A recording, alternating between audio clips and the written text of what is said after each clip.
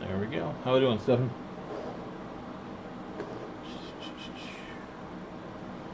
Alrighty. Ugh. Can't brain today. I have the dumb. Okay.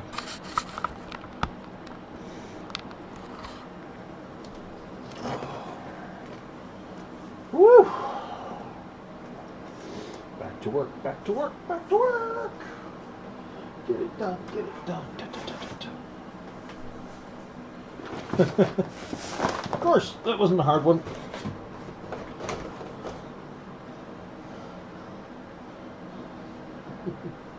Give me a tough one next time.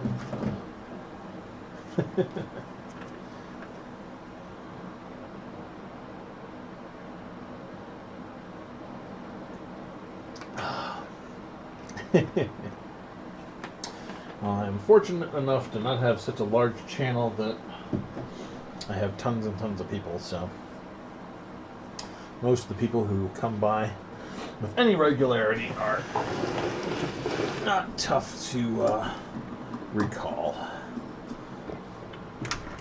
Oh.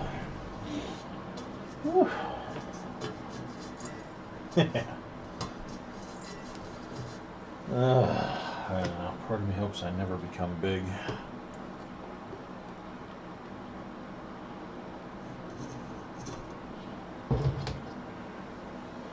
Things get silly when that happens. Okay.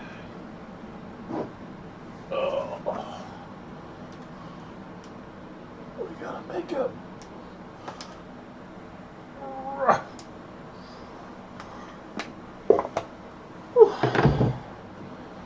Make up some more clay, because today is gonna be a big clay day.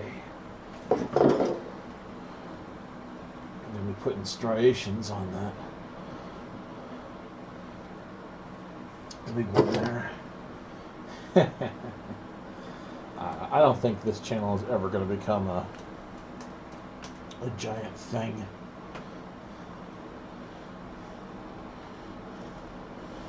Which is kind of nice. You know.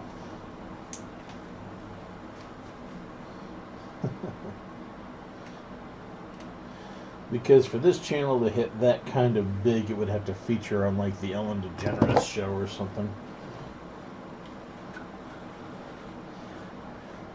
Paper mache pumpkins is a relatively niche market.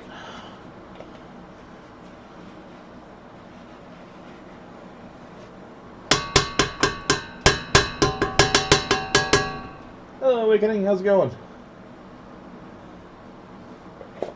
Are we at 8.58? Oh, wow.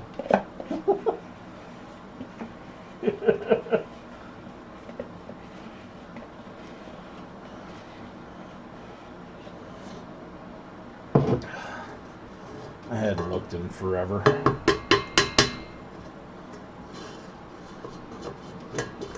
I knew it was like, I knew it was up to 8, but yeah.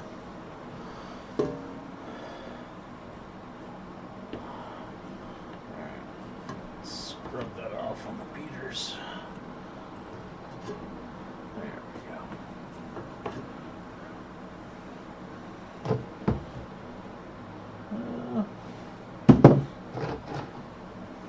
Here I was thinking I wouldn't get into my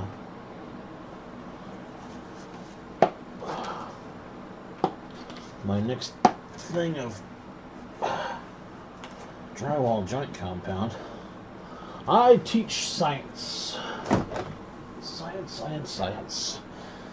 And health and general science and whatever the heck else they need me to teach at that particular time. Well, happy to help, Rita. Woo. Alright, where did I put that new container of... There it is. I knew I put it within reach. Ugh. Specifically, I am biology certified. I can do just about all middle school general science, though, because that's not difficult stuff in any way, shape, or form.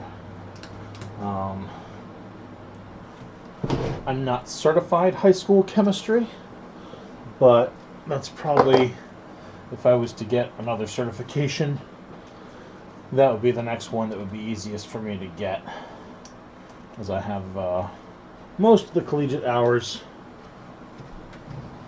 and I've got a pretty good knowledge base in it. Aha, to open. Insert blade of screwdriver between bucket and pry up all around lid. Okay.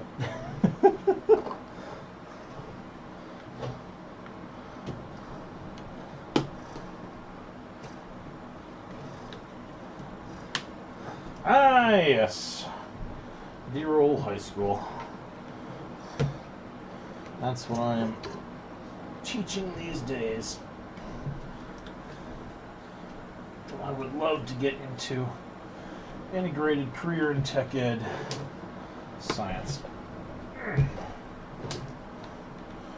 But we'll see what happens this year. It's a tough time for schools with COVID. That is surprisingly more effective than I thought it would be. I guess them people who make the lids know what they're talking about.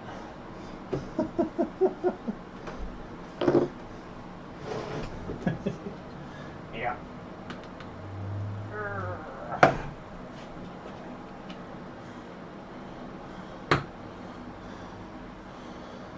Whew. Oh my. Very rough time for schools and school students. Rough time for everybody. What am I talking about? Say, at least the schools and the students are keeping their jobs.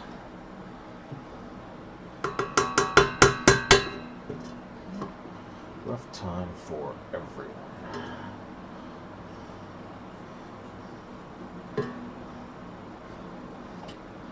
Lord knows, it's easy to slap on the blinders and go, woe is me, when there are other people in far worse situations. But I hope so. They're getting enough seat time. There's nothing that's going to get knocked over.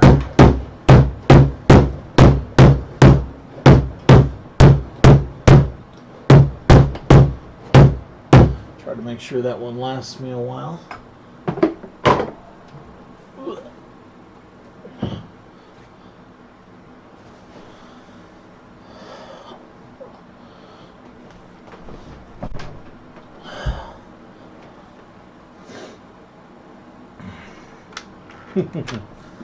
Yeah.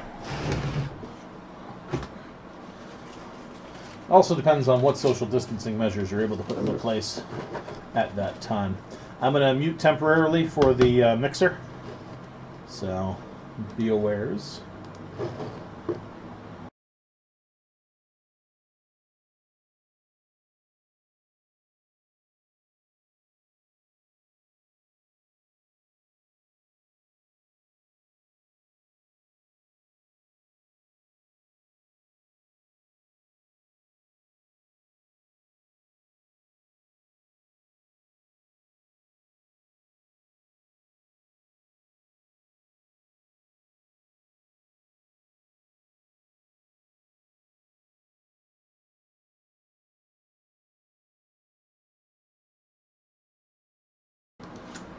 That should be good for interim. Let's throw in the fluff and then remix it.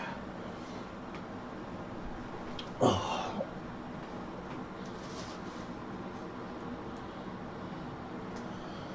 Oh, sigh.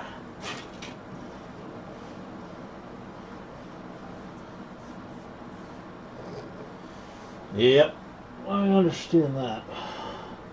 I'm surprised they've got you that close. Over here it's all 6 foot, 3 foot.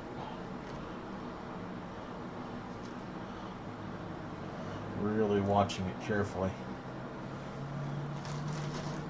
Online works for some students and not for others. We've definitely seen plenty of that. Of course, in the local area, for most students, it is not very functional. Okay, doing temp mute for blending.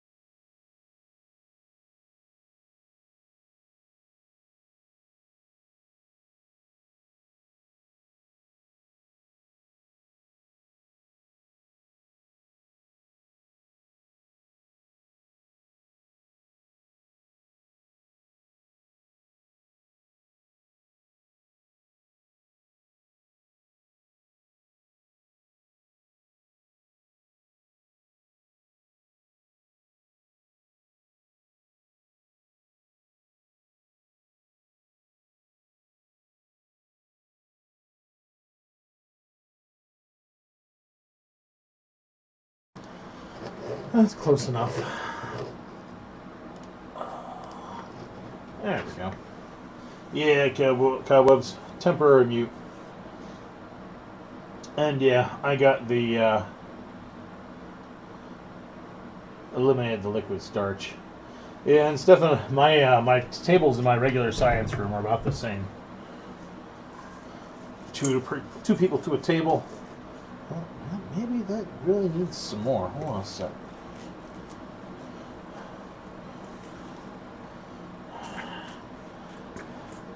Yeah.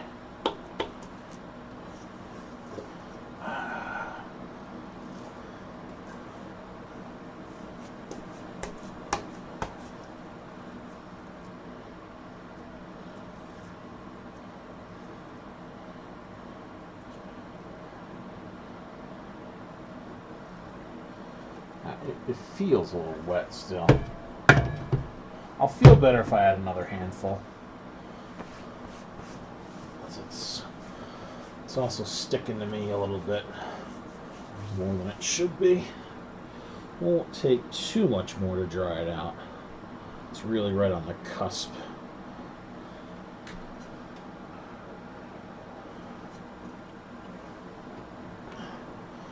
Yep, and I probably mentioned it, but yeah, no more liquid starch. Haven't found it that good. Alright, temporary mute for blending.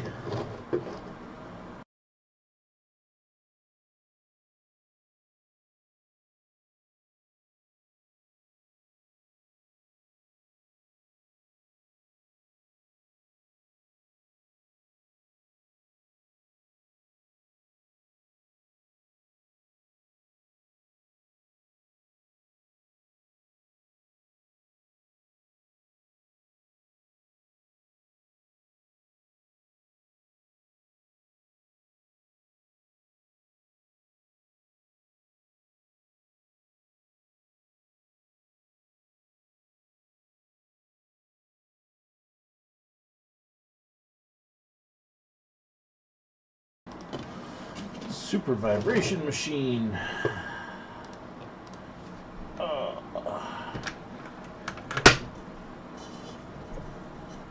I would say definitely get the vaccine. Paper clay recipe is pretty much unchanged.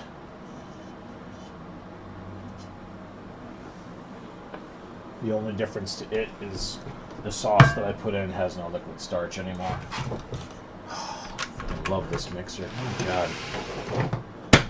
I didn't know how good a purchase that was going to be, but now I couldn't imagine working up here without it. That's better. Oh. Okay. We'll get the camera ready in a sec. Yowza. Well, it's a different deal over in the States just because the vaccine's free in most places and relatively easy to get. I don't know how it is over in Serbia.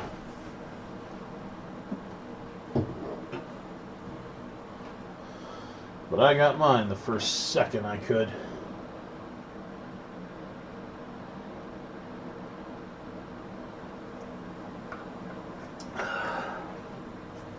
In the instant there's a booster available, I'm gonna get that too. Oh. Yeah, it's good to get rolling with the project, I gotta say. It's keeping me busy, that's for bloody sure. So I'm trying to make sure that I stream every day I can.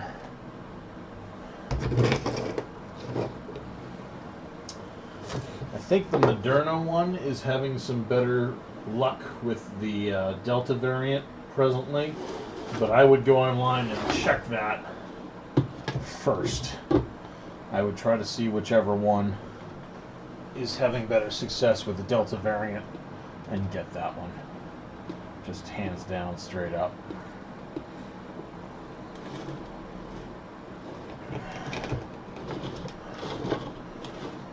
Alright. That one will be fine. That one will be fine. We're going to work on the big boy. I just realized this is a big pumpkin, too. Ugh. Get up. Yeah, this is a few inches bigger than this one. I must have used a monster balloon. I do not know. I know in the U.S. the two big vaccines are the Moderna one and one from a company called Pfizer, P-F-I-Z-E-R. And I believe of the two, the Moderna vaccine has better success against the Delta variant.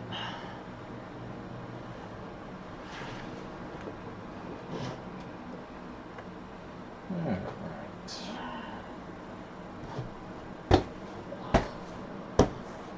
Not bad. Oh, wow, that's super smooth back here. Whatever I did right. Right in that section. Damn. Woo! I got some bad joining there, but that's okay. Wow.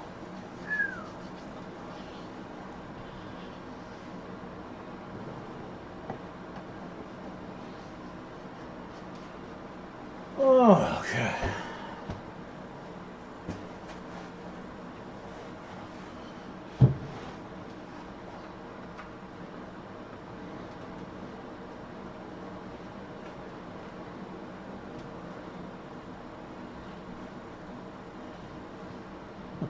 Hey, Spooky Goose. Yep, that'll work well.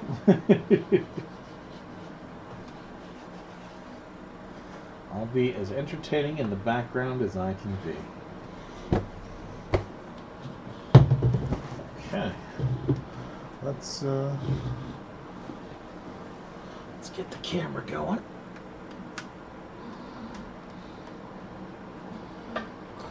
Should get the okay.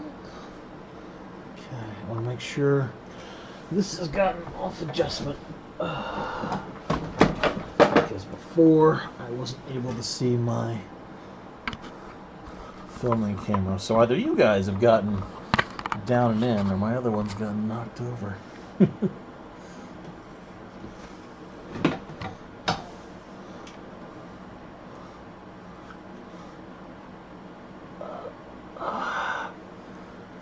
So working on it here, it's pretty well centered, good.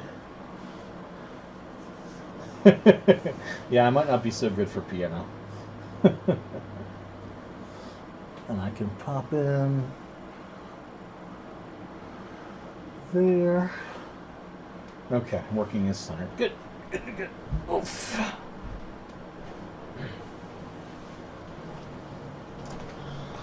Oh, alright, I need to talk about lines. Oh, I'm tired. I need to talk about lines and all that.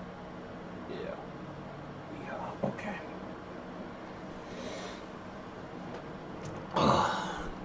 Here we go.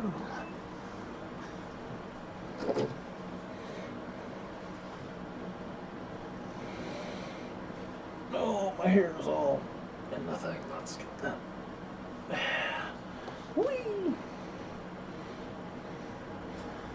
Alright, all the annoying part is done. All the layering of paper and the layering of clay is set, and it's finally time to do some sculpting and give this thing some awesome form. Now, with the old system I used to use of putting the skin paper on, you didn't really need too much else apart from make whatever kind of textural adjustments you wanted to. But in my new variation here, it's important to have your pumpkin lines in place, and they can be hard to track while you're in the middle of a sculpt. So I recommend that before you do that, you take some sort of non-water soluble marker. I'm using a Sharpie, you could use a pencil, and give yourself the vertical lines that will be there for your pumpkin, because they just won't always follow your plan as you're sculpting.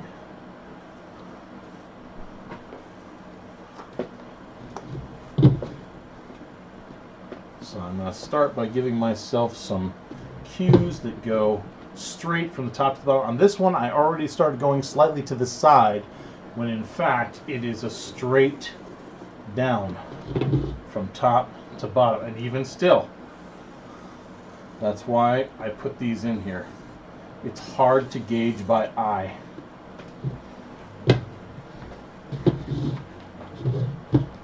Going from your top, which I'm also going to kind of mark here. And quite frankly, my bottom is a little bit more there. So I'm making sure I got my top and my bottom set. And I try to take these lines as directly down. It helps if you have it face you and draw the line in what appears to be a straight arrow type configuration directly down. Also, it doesn't help that I have a cat on the back of my chair. Hi, Fuzzball. No boy. He may very well try to climb on top of me.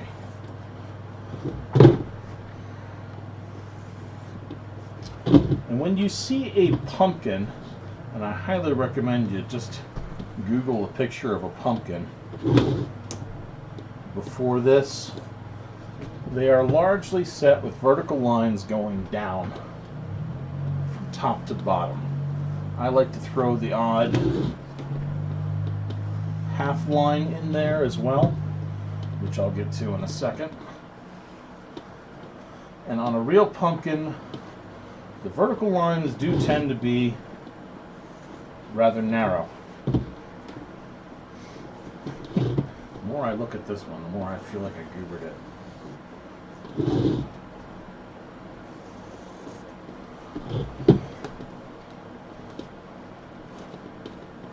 But that's the very reason we put these lines in ahead of time. I also like to give myself some half lines, going from midpoint to bottom, and some that go from top to midpoint.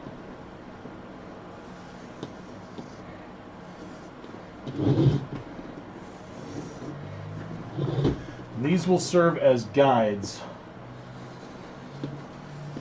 for when we do our lines. You can do some that just don't even have an end point, just so you have a crease in the middle section.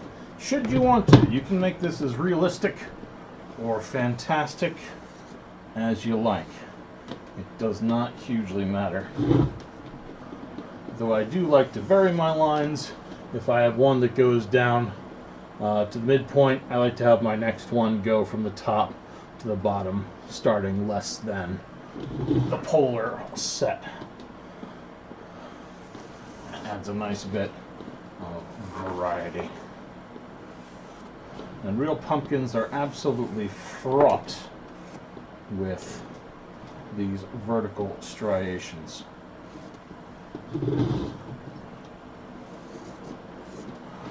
And so now our guidelines are in place.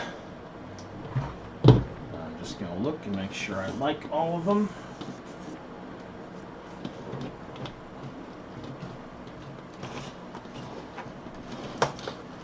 And then I'm going to start to do some pumpkining here.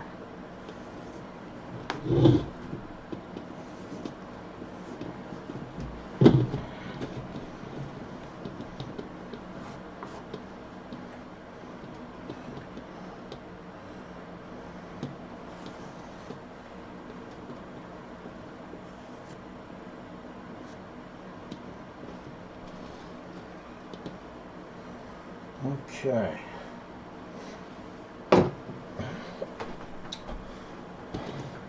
So, we're going to start putting these vertical striations in, vertical folds, vertical creases, however you want to call them. The paper clay that you've been working with so far on here should be dry. So you might not have the best adhesion between fresh clay and the stuff that is already dried. So, as I believe I mentioned before, hopefully mentioned before, it is a wonderful time to not have your pumpkin fall over in front of you, especially while you're making a tutorial.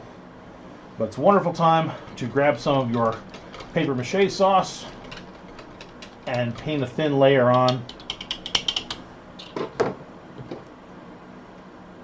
before you start laying down your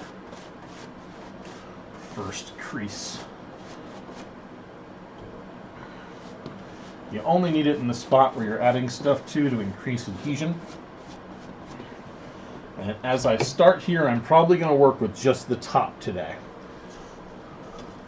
And then I'm going to grab some clay.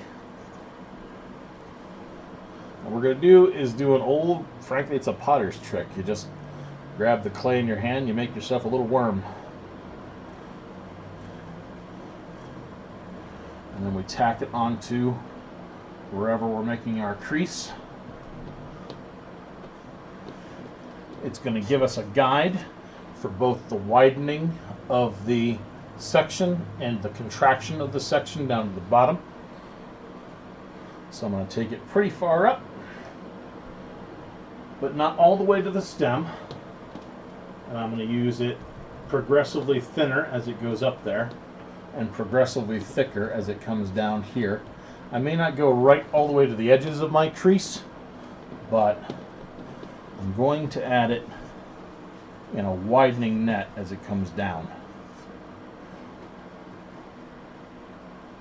I'm going to take it to about the midpoint today.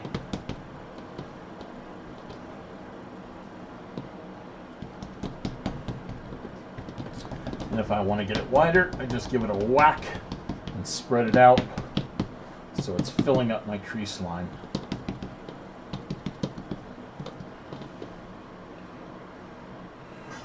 And then you can start on your next one.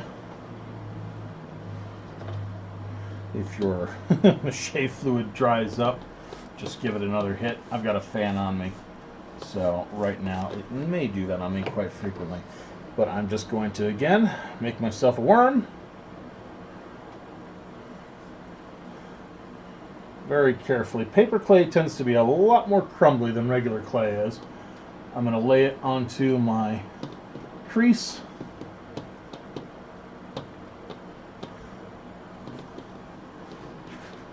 And if I need to remove a pinch, that's fine. But otherwise, I'm going to lay it out and pack it down. Now I'm going to do this for a little bit of a section here, and then I will show you how we use a paintbrush and maybe some sort of spacer modeler to get it all going. So I'll catch you in a slight little fast forward.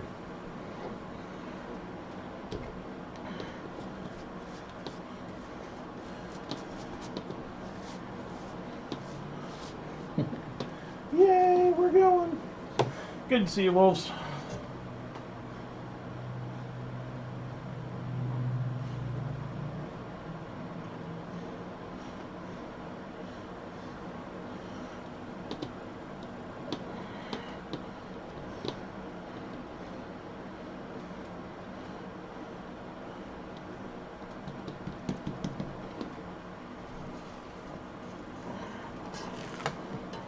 Yep, today is stripes on the beach ball. Hey, Lucia. Ciao. Good to see you.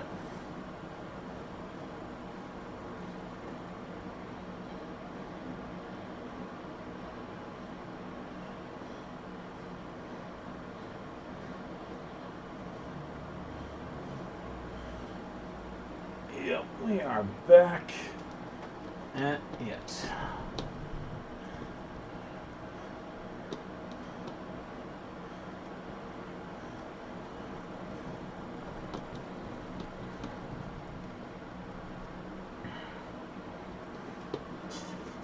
At least for a while. I want to get this video out. Out soon. Well, it's never really lost. I just didn't have a new, fresh project to bring to the menu.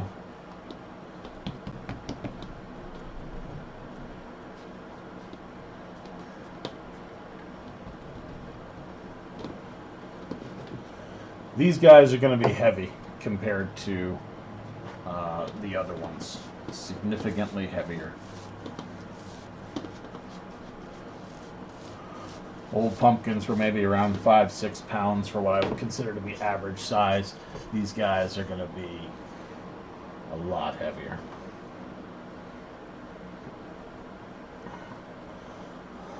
I'm just glad to have a bunch of people with me while I'm crafting.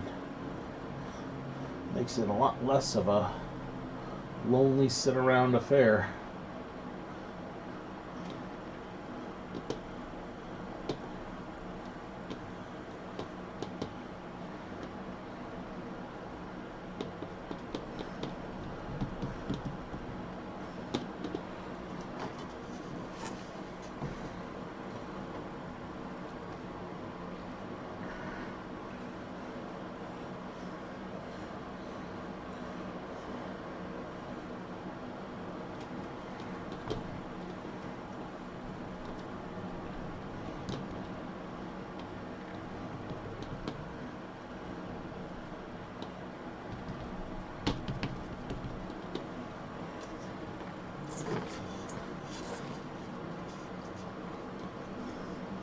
We're going to go through clay at an absolutely fearful rate, though, today.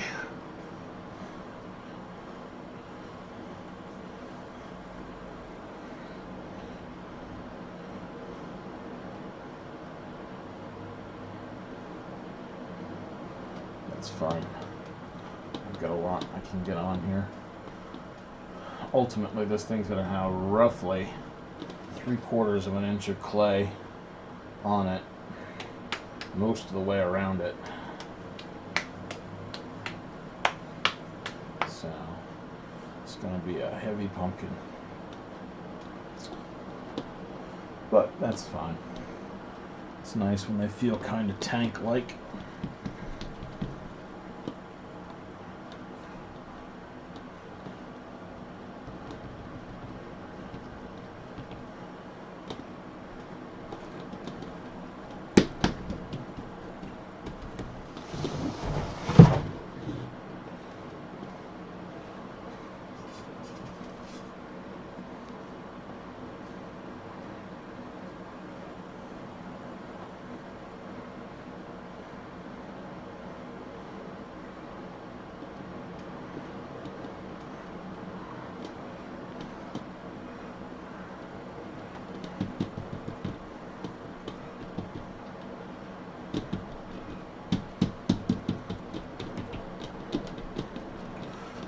Probably making these honestly a little bit too thick. I should give my clay a good spread out smack down.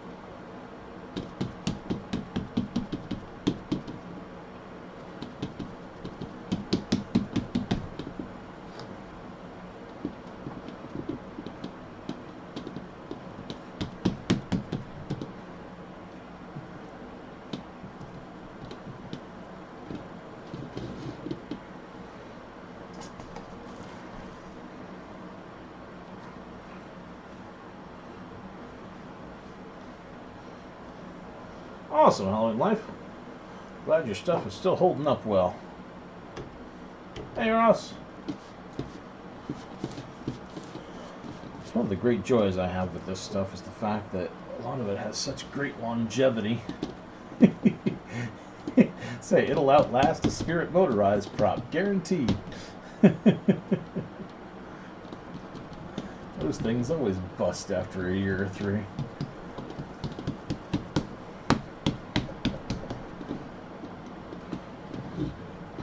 I think it's about time to talk at the camera a second here. Alright. I think I need some bigger bowls. That, or I need to get like a one of those foam pool noodles and make a big no-roll thing. Alright, let's talk at the camera. Yeah. Okay. Here is what I've got at this point. I have all these noodles slapped down and pushed flat. And what we're going to do is we need to make them beautiful. So, at this point, you're going to want to grab yourself something to put a little bit of a rut between them. I'm going to use this little clay shaping tool, but quite frankly, you could use the back end of a ballpoint pen. All you need is that cylinder effect, and quite frankly, I'd probably use like even this pencil here. Let's do this for more people. Definitely have this at home. And all I'm doing here is I'm just going to push down on this rut between my sections and turn that into a big old crease. And I'm going to do that here as well, everywhere where there's a line.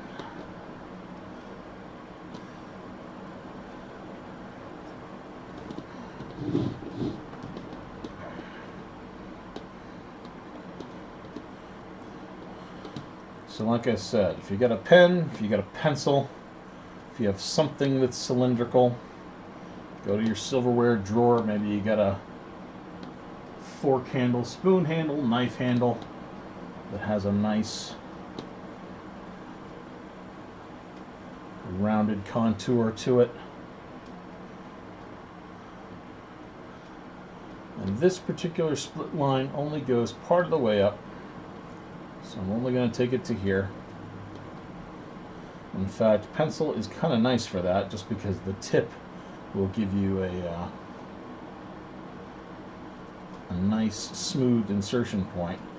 And then what I am left with is something that looks like this, which is extremely pumpkin-like and authentic. If I was absolutely insane, I might even go for something smaller. I might take the end of a butter knife and give myself some micro grooves in there, but there's no guarantee, quite frankly, that these guys will hold up during the next phase. But like I said, if I was absolutely mad and insane, I might just do this to give myself even more pumpkin-y texture.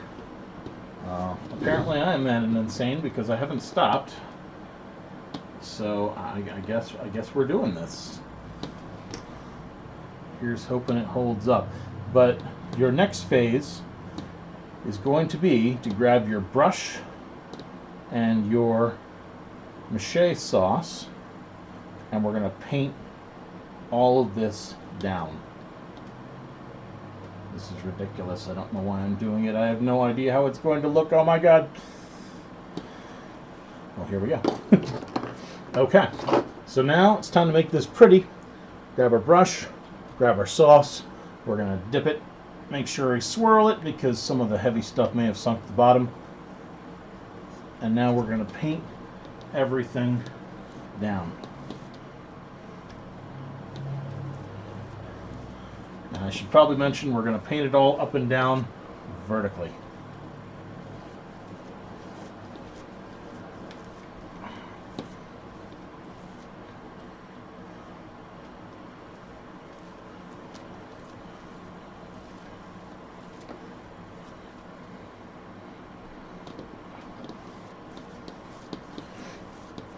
It's going to smooth out all the paper clay. Our brush should push into most of the grooves.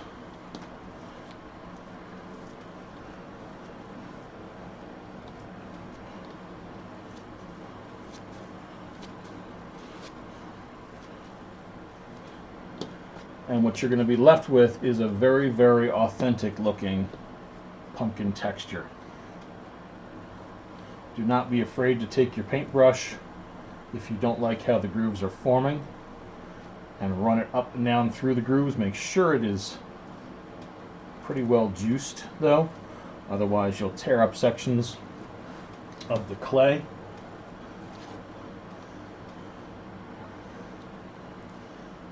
And voila, we have very easy, very smooth, very nice, very authentic pumpkin texturing that will dry in pretty much exactly that conformation. And we're going to keep going around. There are two things to consider about your start and stop points though. Over here is my start point.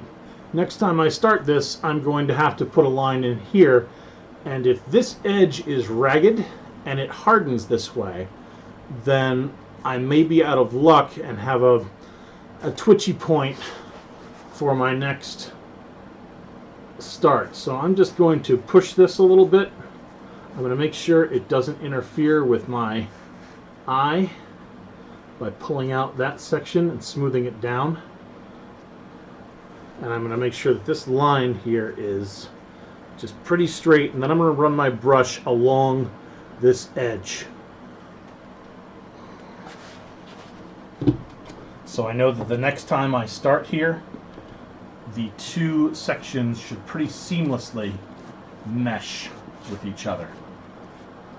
I can always do work with a Dremel later on if there's carving and whatnot that needs to be done. And actually those little midlines did hold through. I might make those a bit deeper on the next attempt. But right here I want to make sure this is ready to meet up with another line. And the other spot we have to worry about is our bottoms. These guys also need to be ready to meet up with another line. So what we've got to do is we've got to take our finger and we've got to flatten them and make sure that they are ready to be continued, so we don't have a really bumpy junction between the two sections, because we're going to have to join up a lower section to them. So we'll make sure they're all facing down, they're all ready to receive another layer of clay onto them from the bottom.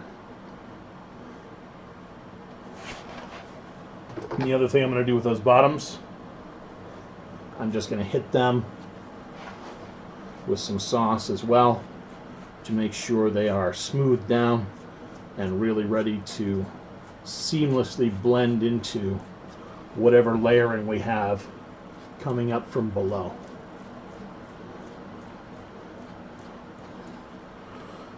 That is the general methodology, and I am just going to keep continuing it around as much as I can for today's work.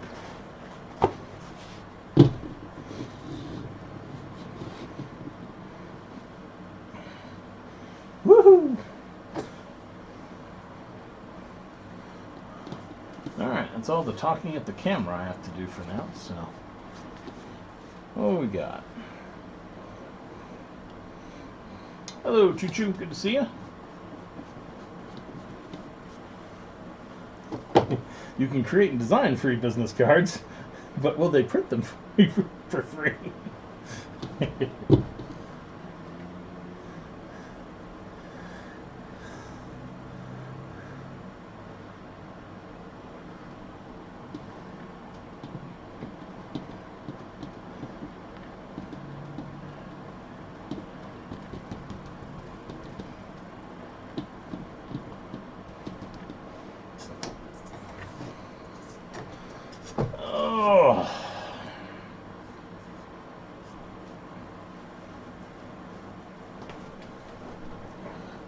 This is also going to take some drying time.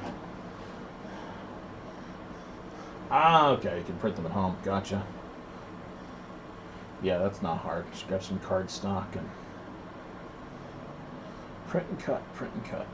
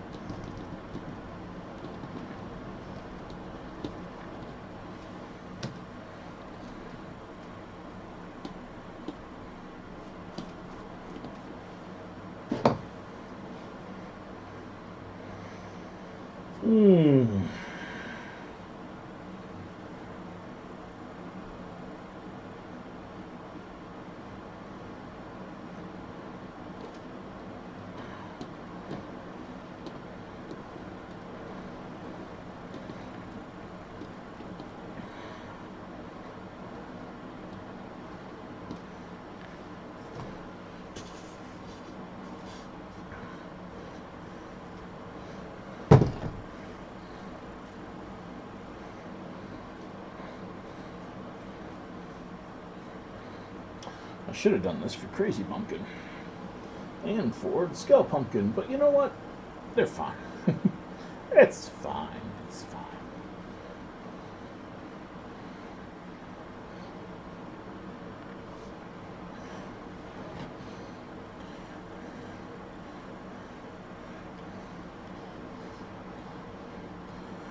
I kind of think crafting is best done as a side business. kudos if you can make it your full time.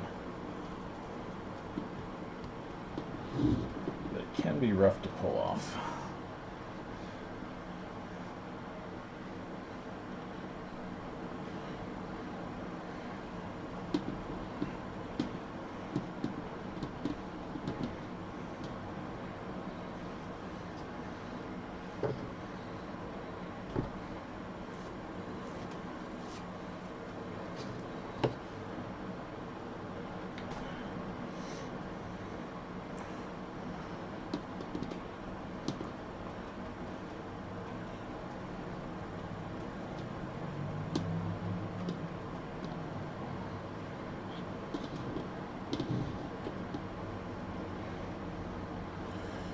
Yeah, I've got to get some pool noodles and make some pumpkin stands.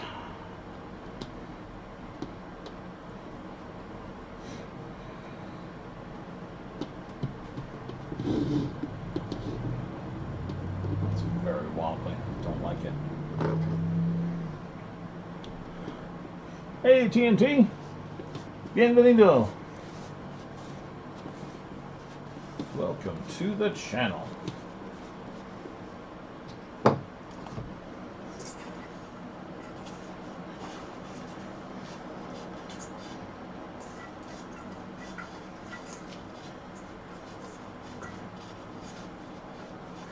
It's going all right. Getting things rocking and rolling on this section of the pumpkin.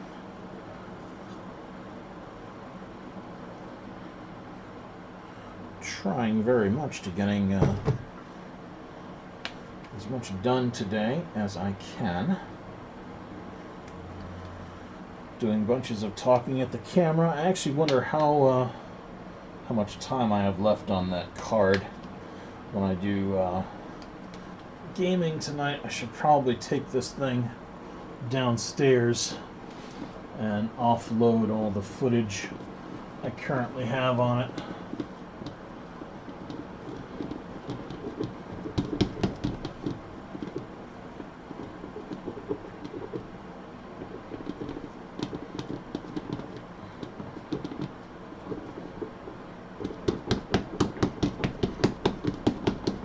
That way I won't have to worry about this thing suddenly going, beep, I have no room left. Because that's always exacerbating. Whew.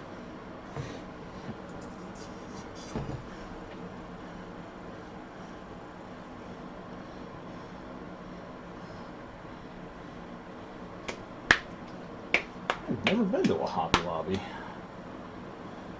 At one point I was boycotting them due to some of their business practices, but they have since relented on those, so I have no reason to continue that.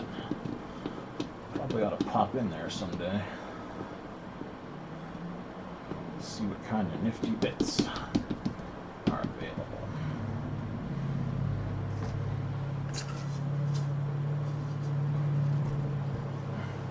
Thanks, TNT. I found Halloween is spreading out to many other countries, slowly making its way to Britain. Ireland still has a lot of the root traditions. Oof. I'm glad to hear that it's made its way to parts of Spain.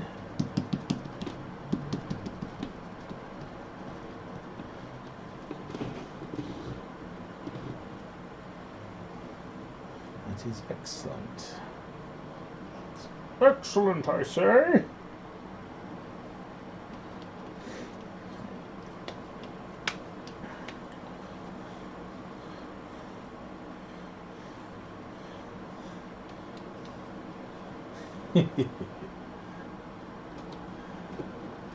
Yeah, they'll flow the way the money flows, as all businesses do.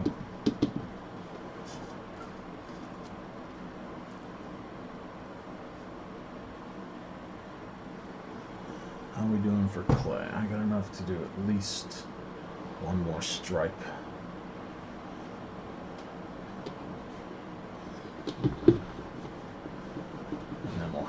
least probably about a third.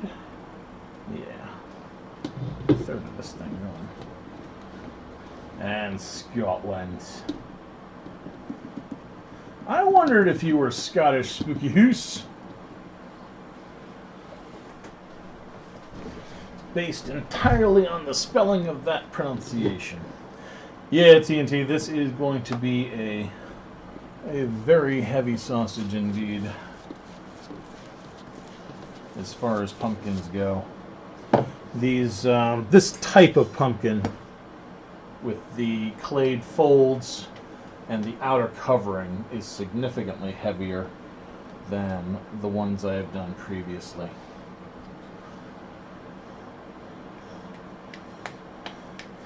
I miss Scotland. Scotland, I can unashamedly say, is like the most beautiful country I've ever been in. God damned gorgeous.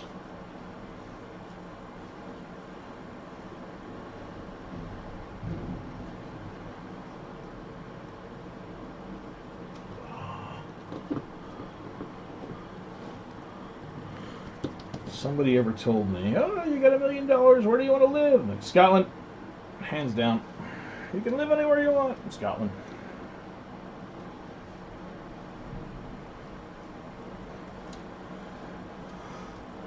And that's mostly because while we are over there, especially getting a little guided tour of certain areas, the tour guide always referred to the hairy coo. So I know of the prolonged OOH sounds that love to get tacked in the dialect. We visited, it was mostly up in the Highlands, out by the Isle of Skye.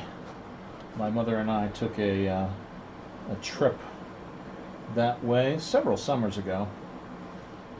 And we started off down in London, and we drove out to Wales. Didn't get to spend near enough time in Wales that I wanted to.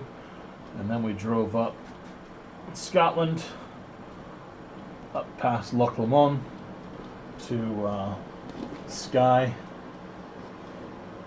And we stayed there for a few days. And then we went to Edinburgh. I really, really wanted to get out to the Orkneys and see Kirkwall, but we just did not have that kind of time in our tour, sadly. But nowhere on earth was more beautiful than the Highlands.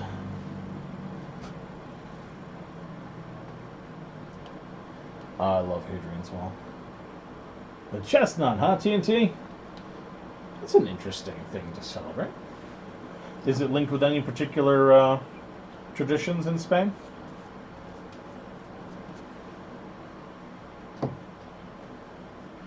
Hadrian's Wall is very cool. I have been to Fort Bethelswold along the wall, and I'm trying to think I've been on the wall somewhere else. Yeah, really, my biggest experience with the wall is Fort Bethelswold, which comes up in spellings as Bird Oswald. I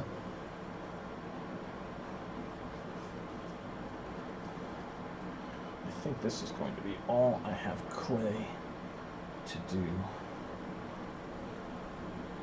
today for this one. And this one is going to be incredibly tipsy.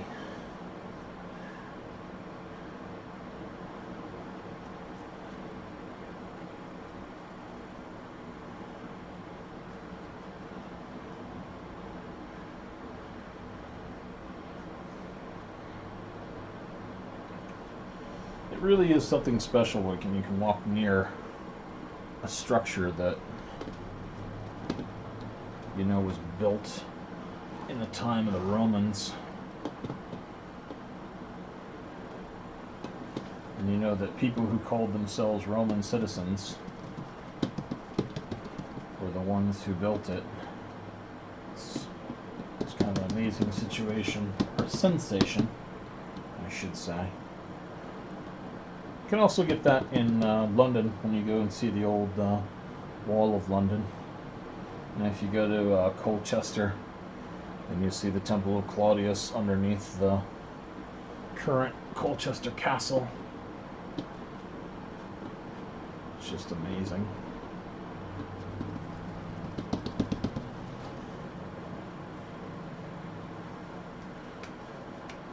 Okay, so November 1st in Spain. Is it a similar themed festival to Dia de los Muertos, TNT? Or does it have its own differing roots and traditions? Because the only November 1st one I'm familiar with is the Mexican Dia de los Muertos.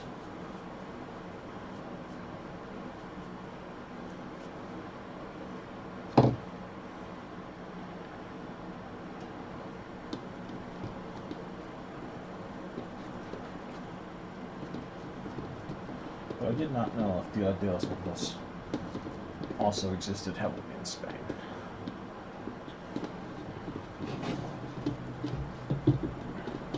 Alright, time to be very careful. This thing is really ready to tip.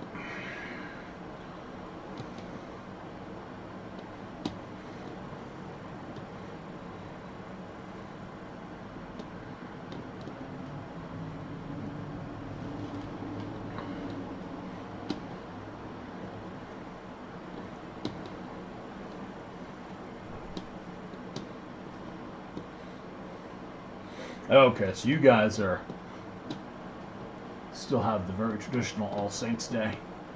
Gotcha. Very cool.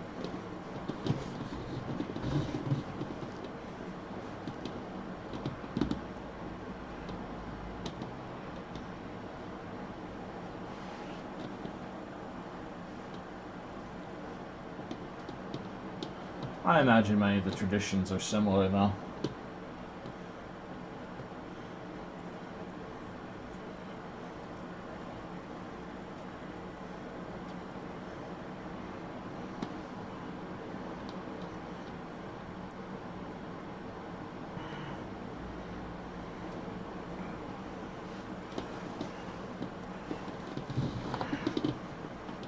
That is a fun place to visit. And it's definitely not hard to find in the Sleepy Hollow Cemetery.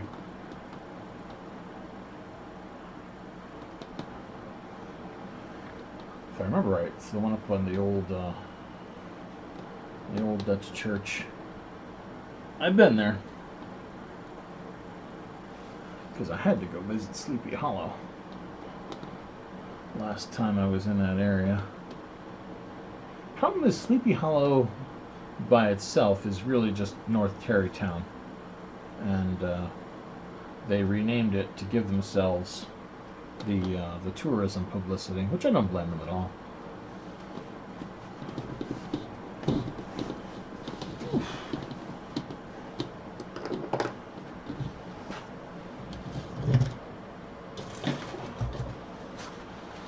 Gotcha.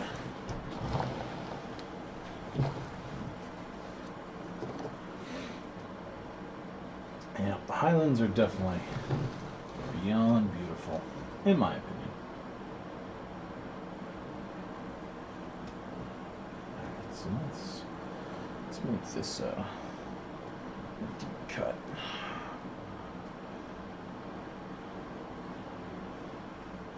So it'll show up after we do the sauce.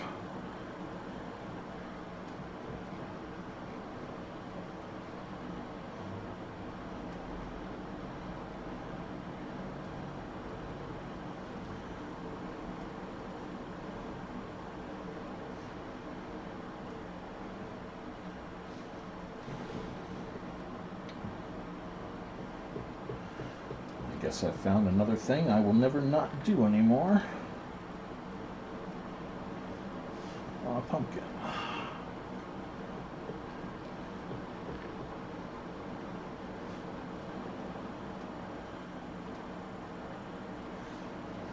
Okay. Time to talk to the camera again. Alright, so once again, I have put in my big flats. I have taken my pencil and given myself some deep lines, and I've taken my butter knife equivalent and given myself some shallow lines, and now it's time to just paint it all over with some mache paste / sauce to give ourselves that gorgeous texture. Before I start though, I'm going to give myself a little pre-smoothing at the bottom, because I'm going to have to do that anyway. This will just mean that my first pass is my only pass.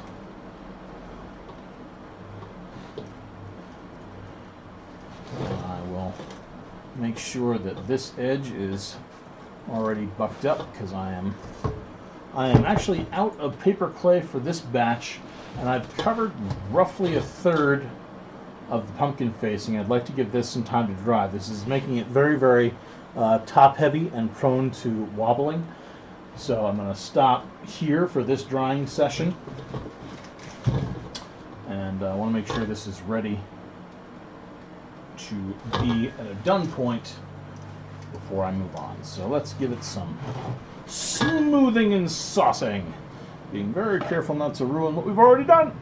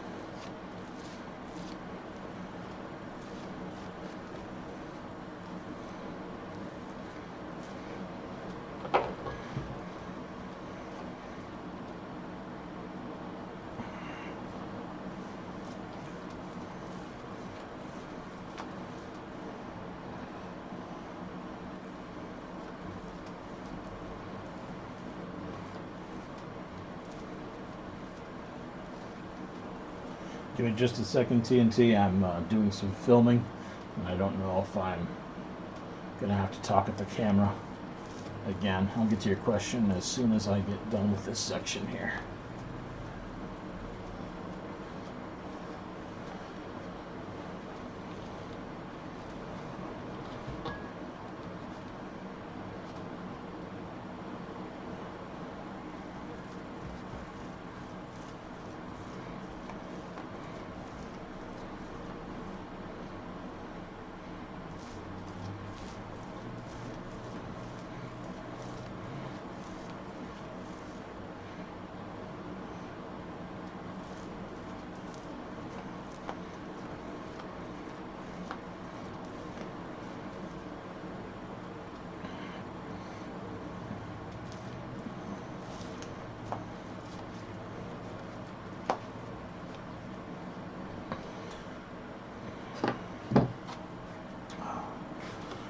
Alright.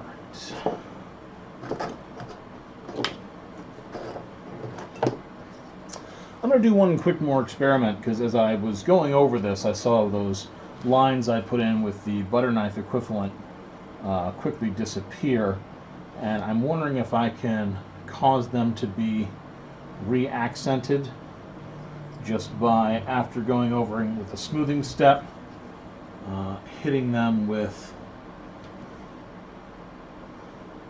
kind of a butter knife equivalent one more time, and then going over with a slightly gentler smoothing.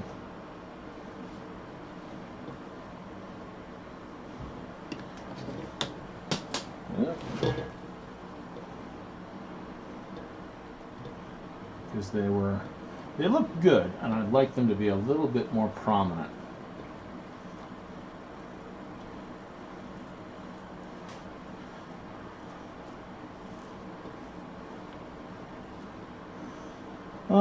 I wish I could say it was perfect, but it seems to be just resealing those grooves.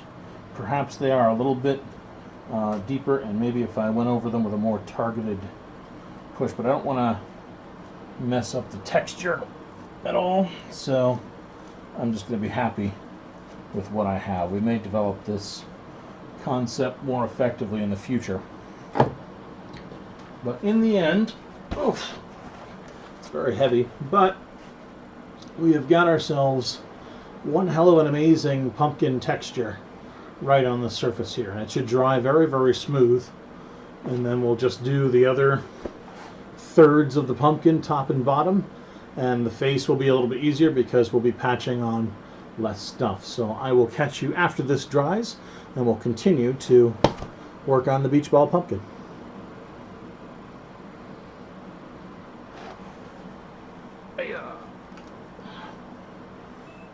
Alright, that's all the filming.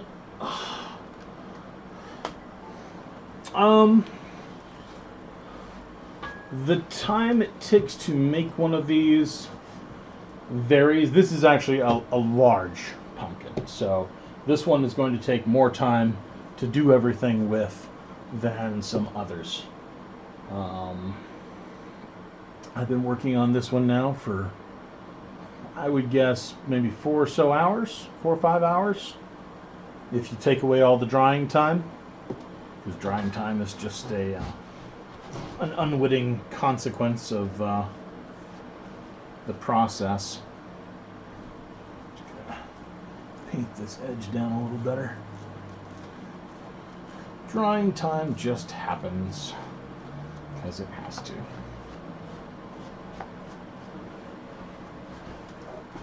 The rest of these bottoms are pretty good. That's also a fair chunk of clay on there, so that is going to take some time to dry well. I'm not sure how much time I will have tomorrow to get that done. We'll do whatever we can.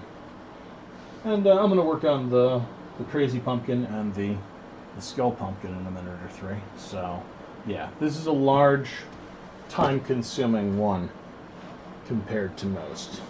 I figure,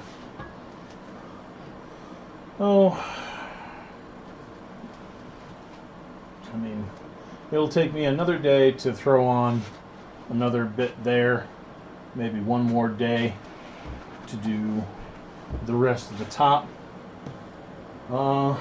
Then you're obviously right, I've got to paint it. I'm just going to get these tops down a little bit and give them a quick hit. Whew. Yeah, so I guess I've got maybe a week or so left on this. Just doing maybe 1 or 2 hours a day on it alone. Glad to hear it, Patient B. Yeah, this one's been a lot of fun so far. I've also got a few spots. There's a little gap right in there that I'll have to fill, but it's definitely not worth it for me to try to shove clay in there now while it's still wet. I'm just going to end up screwing things up. And there's a little bit of overhang, like right in here, which, quite frankly, I don't consider to be a huge problem, because, again, I'll just take some clay at some point and mash it right in there. This area here, which you guys can't see, does not have the best smoothness to it. I'll see if I can quickly get a brush in there. There we go. That's fixed. It's the great thing with this painting method, it just smooths everything right out. I'm going to go see if I can find a spot where I feel comfortable putting this so it's not going to wobble around. So I'll be back in just a second. I'm pretty sure I've got both a box over... Actually, I've got a box right here. Let's see if this box is this is way too big. That will not hold it. Let's go look for a safe drying spot where I don't have to worry about this thing rolling. Because right now that prospect terrifies me.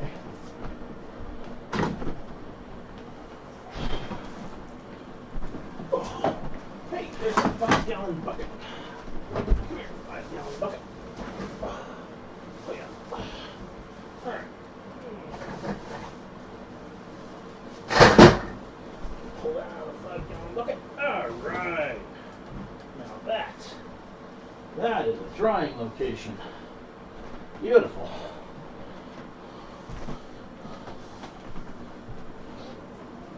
Oh. That's got a considerably wider brim to it. Oh. Oh. My shoulder's been giving me ouchies for a while as well.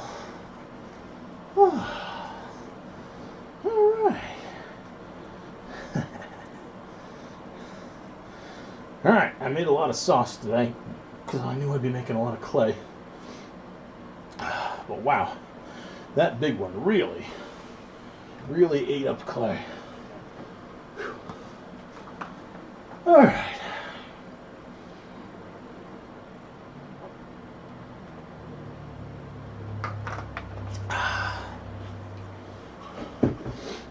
Okay, time for other projects. All right, this guy needs teeth. We need clay. So first things first.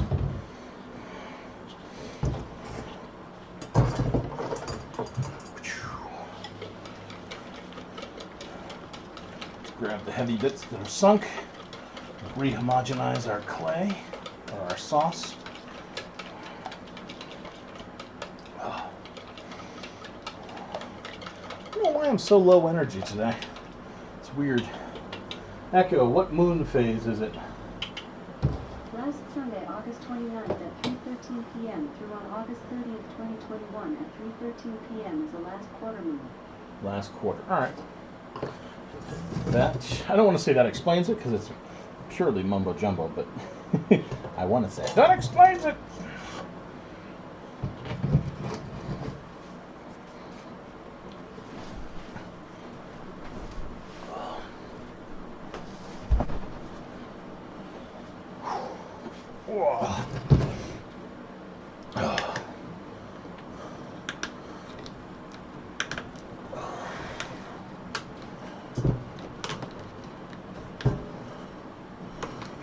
Oh.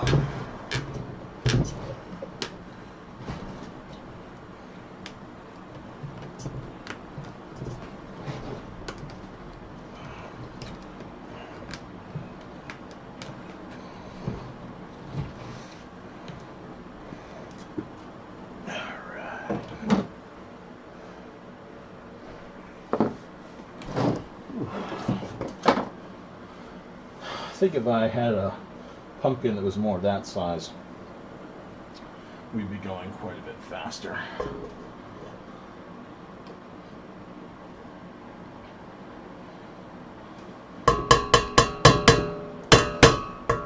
Always love to overdo the joint compound.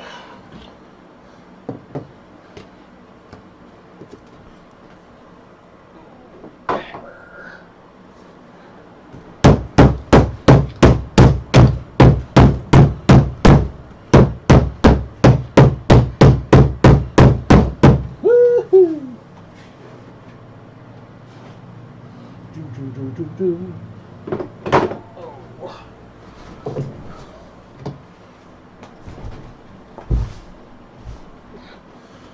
Scooch. Come, my master of mixologies.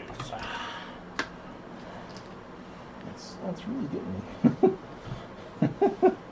Wait a sec here.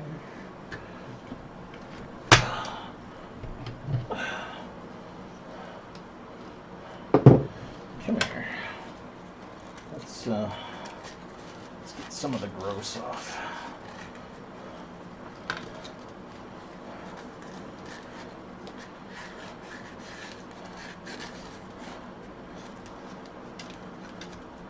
We don't have to be perfect, but we don't want to give the mold a home.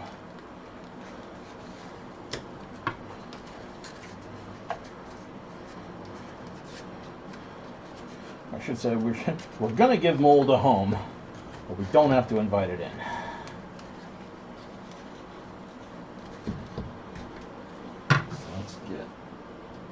little bit of this scrub off here.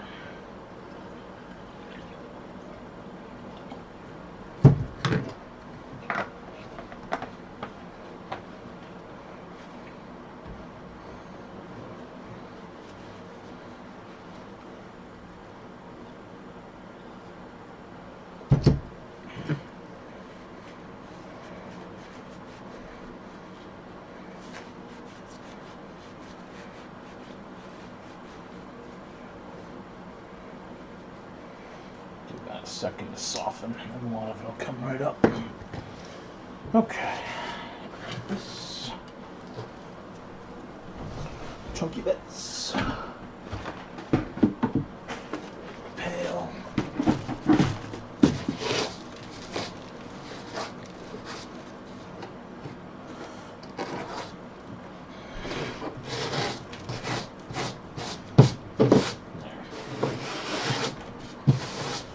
Not invite the mold in.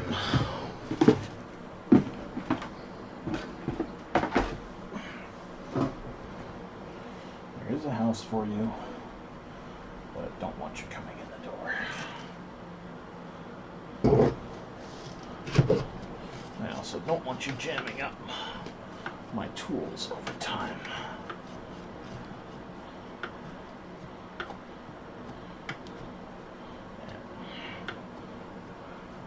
Already got some rust on this spring.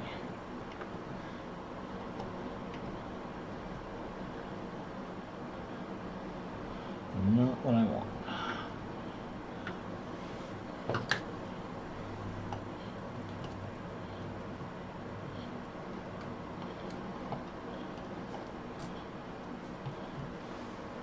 Some of that's down to the cheapness of the mixer, but still.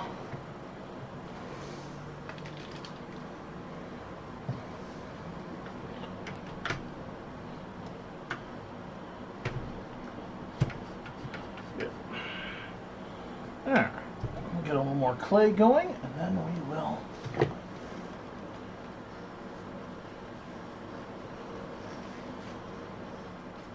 work on those other projects. I'll have to see if tomorrow I can get over to Dollar Tree and get myself some pool noodles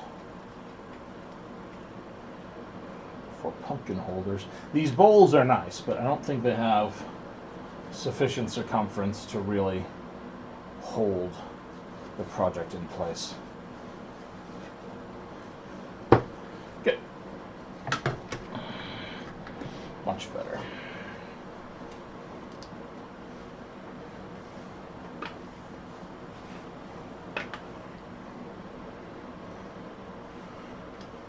Oh. I think the closest quasi-Neolithic site we have to us is Ninum Mountain.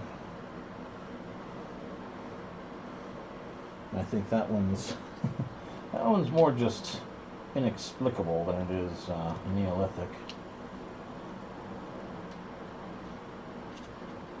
But there is a group that an old acquaintance of mine is part of, who is very, very sure that these stone chambers on Ninum Mountain are deeply spiritual.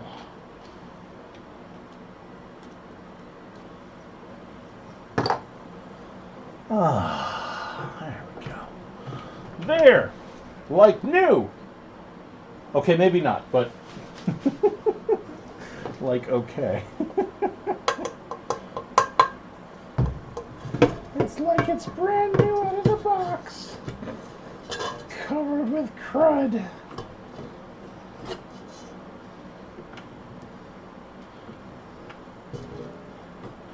I'll get myself a new spoon at the dollar stores too. Alright. Everything's sufficiently goopered off. Let's make some more clay. We're going to have to do some drilling on the skull's teeth, but that's fine and anticipated. Alright, I'm going to do a temporary mute so you guys don't have to listen to the ring of the mixer.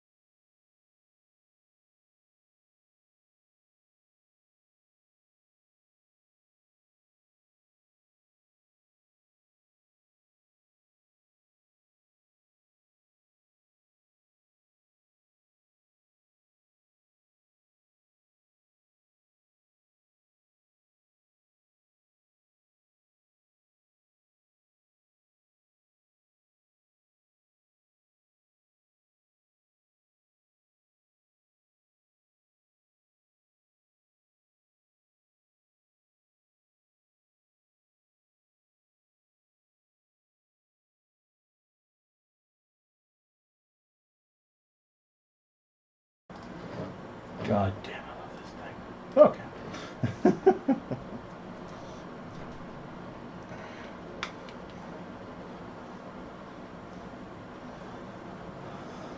Woo-ha! I mean, realistically, you do not at all need one of these. At all. For years, I used a 5-gallon bucket and a drill with a paint mixing head. And there is nothing wrong with that. In fact, with that, you can make far larger batches. That is just incredibly happy for me because here on the table, within 5 minutes or so, I can make a small working batch for me. That's a good,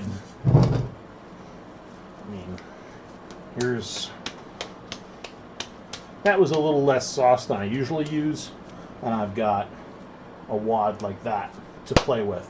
And the handy thing that I find for this size is that I can usually use one of these up without a problem in a night or in one crafting session. In fact, yeah, I'll definitely use this up. Not a problem.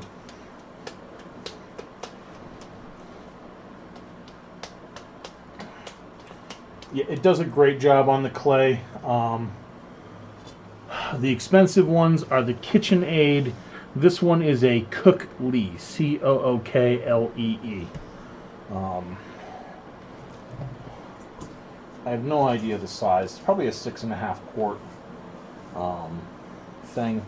That's what most of them tend to be. But, you know, just makes a nice little single craft session size piece. And if you need another one, make another one. It takes 5 minutes or less. So, whereas before it would be make a huge set of sauce, put it in the bottom of the 5-gallon, mix all your stuff, take the paint mixer on the drill, and rah it up for a while. And that can get a little tiresome on the shoulders, holding it in place, mixing it up and down. Whereas this, you just throw it in the thing, click the button, wait a few minutes, it's done. I have seen several folks who have wanted to do that, the 3-tiered pumpkins, and several who have done it without a problem. You just use 3 different sizes, obviously, and make sure they're fairly well secured.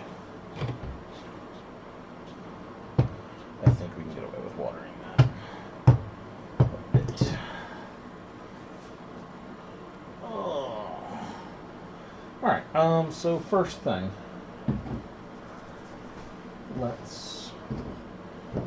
my drill is downstairs, of course.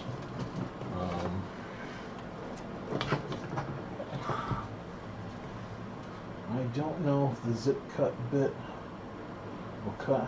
I've got to get the wire.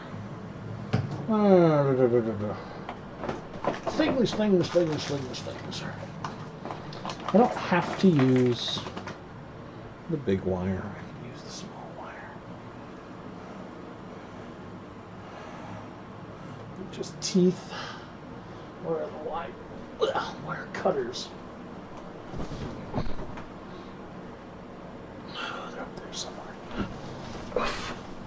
Hopefully I didn't take them to school. Oh, that happens with a lot of my tools.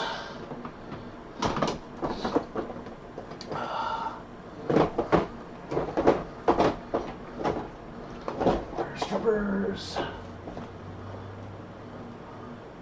Oh dear, I may have taken them to school. Bollocks.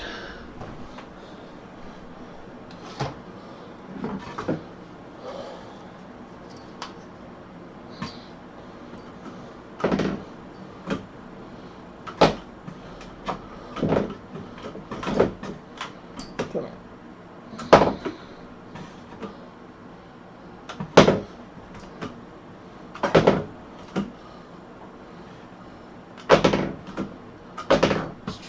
This. Come on. Quit dancing. Get some tools down where I can't reach them.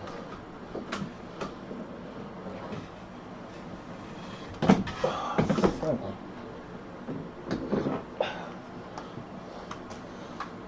Is a wire cutting head on this.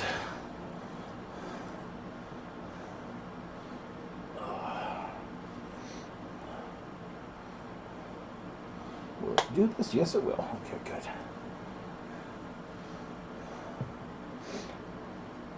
Woo!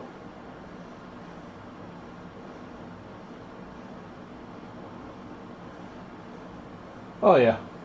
No, that thing will dry. Clay up to about 3/4 of an inch will dry without a problem. It'll take a little while, but it will dry. This clay on here, which I will bring a little closer. Come here.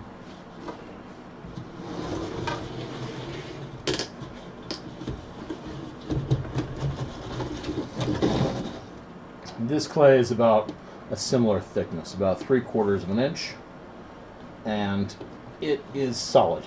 Its inside is still a little damp, but that will take care of itself within a couple of days. But the outside is more than hard enough for me to rest this on different surfaces, not have to worry about it. I am really pushing down firmly on that, and there's no problem. So, no worries. Oh yeah, no, that whole batch I just made there, I'll use all of that. Most of it's going to go onto this guy.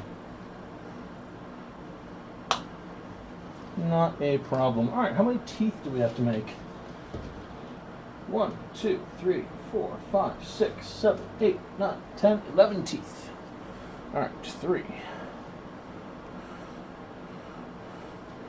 4,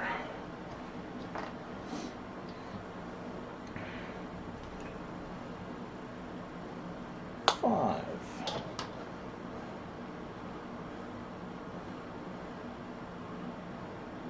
6,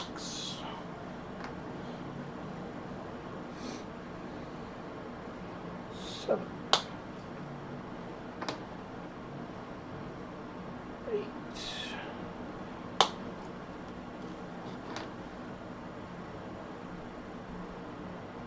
9,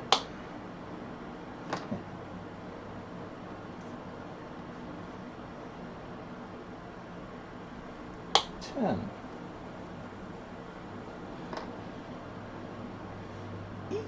11. 11 teeth.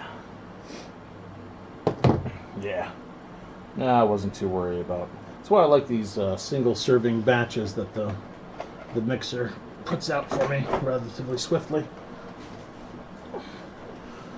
They're fast, they're easy.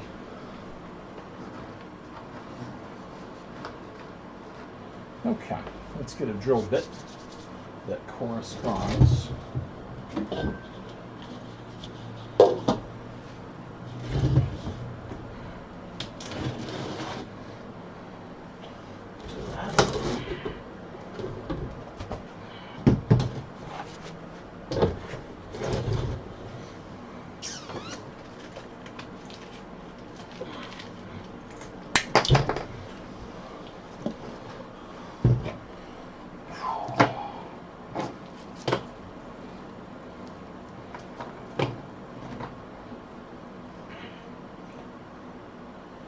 Oh.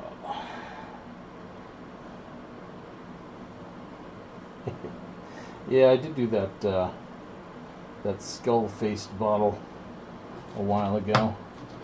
That was a fun one. I need one size smaller than that last bit I just had.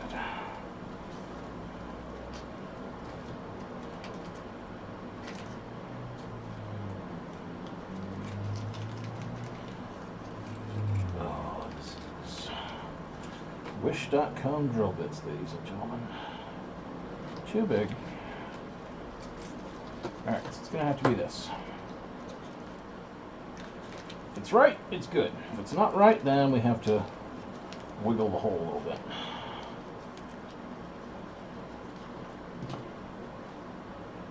It looks about right. We'll probably have to wiggle the hole a little bit. That's okay. Alright, the drill, stupidly, is downstairs, but the Dremel is right here.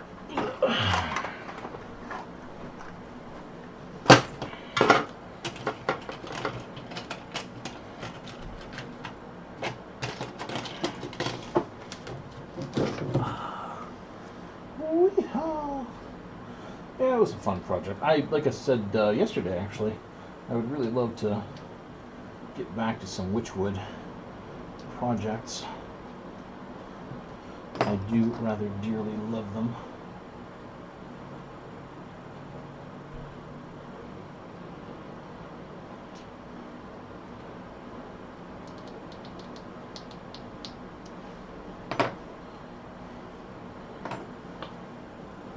Okay. Let's swap the plugs.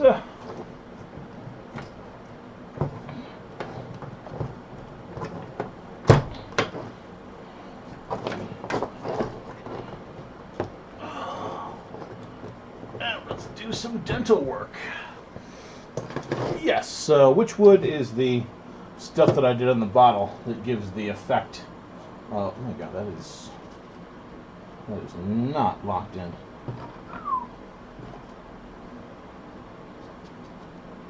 That's not good. I really need that collet to hold this.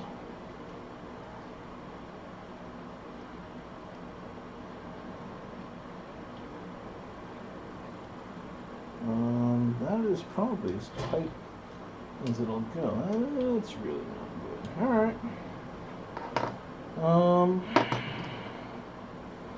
I don't want to use the zip cut, but it's got to hold on to the drill bit.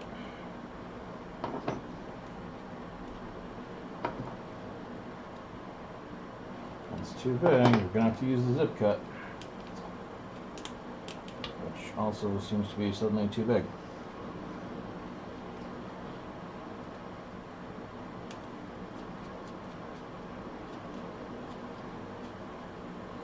Come here, little comet. What for are you giving me all these troubles now? There we go. And if that is the case, will you hold on to the drill bit now? No, you won't. You are a frustrating little comet.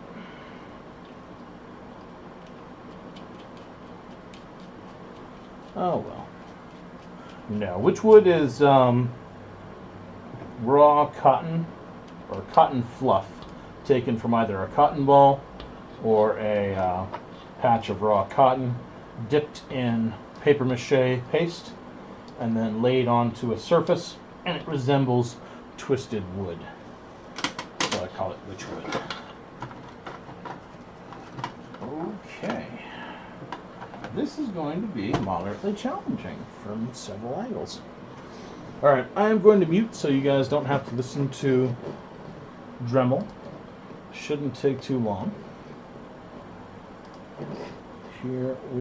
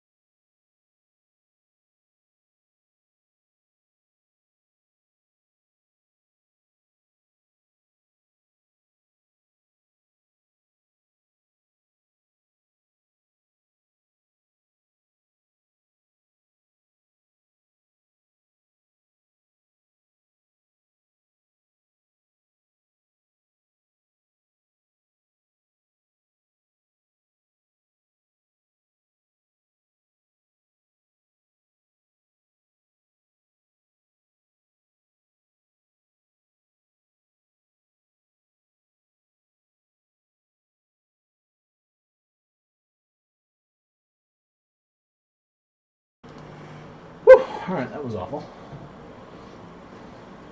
The zip cut bit is going in the wrong direction to drill. So instead, it is just burning the stuff via friction, which is horrible. But enough of a hole was made to get things stabilized. Woohoo! The downside is it means that the size of the holes I just had to make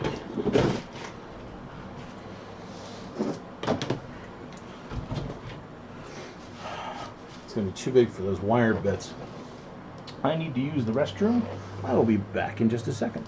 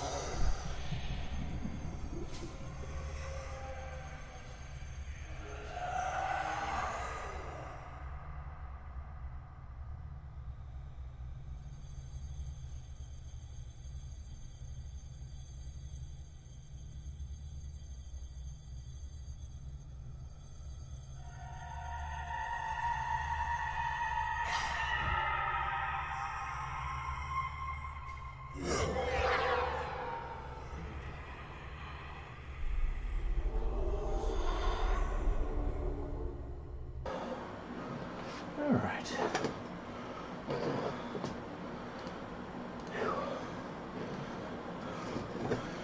If I can't use these guys, then instead I'm going to use skewers.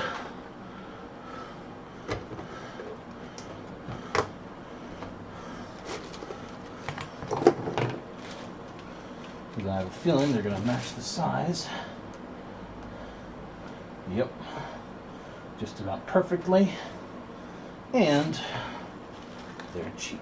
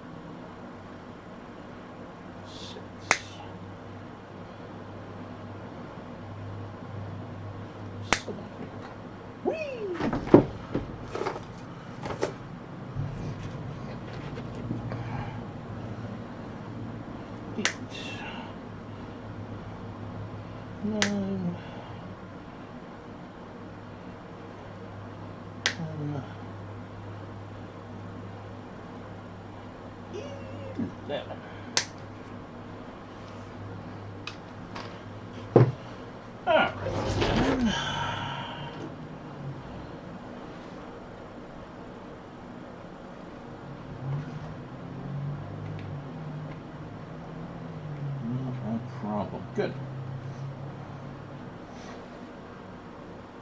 Today we are doing some work on, at least I'm starting off by getting the teeth into the skull. We just did a little bit of dremeling and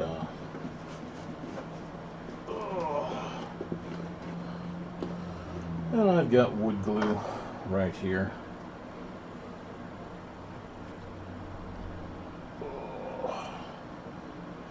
So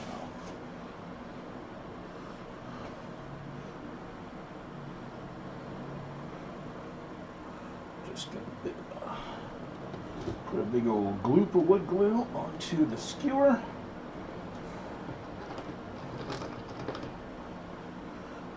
And impact it into the hole.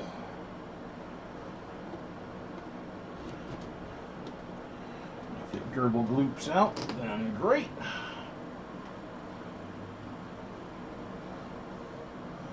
Because quite frankly, I'd like to coat the skewer in wood glue anyway.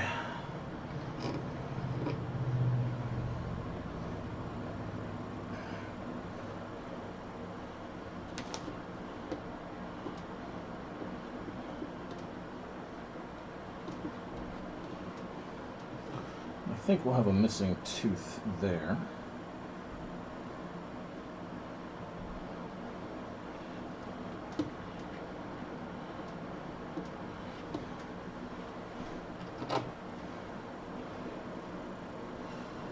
Oh, there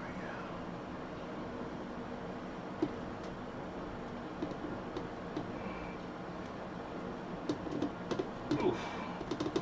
Yeah, that didn't go down very well. I think we'll have a missing tooth there.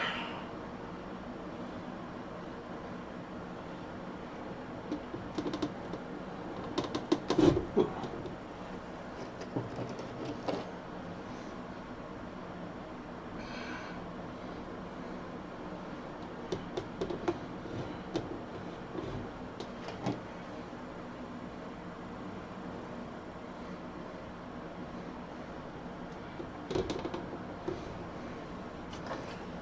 Okay.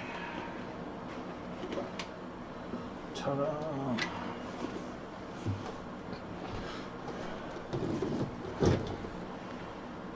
Dun dun dun da da dun dun dun dun da da da da dun dun dun.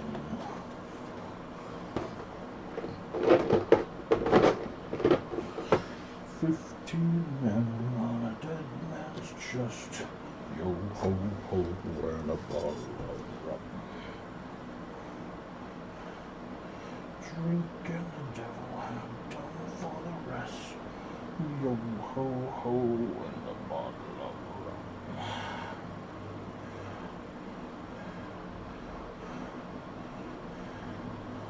Make yourselves some teeth. That is too long, I think.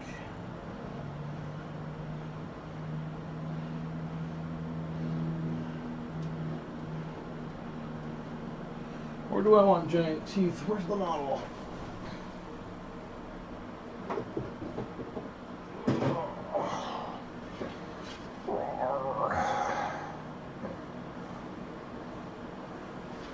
Maybe big teeth are fine.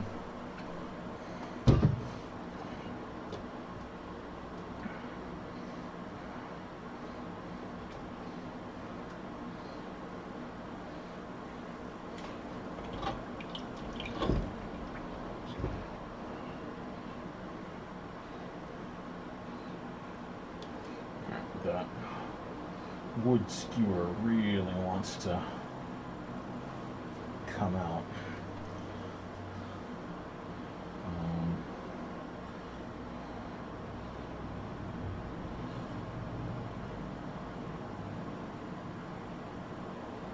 I don't know. It might do well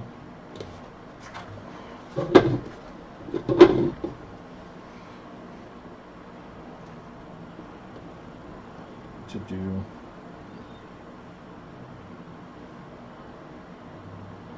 do it more like this. And do it one day and then the next.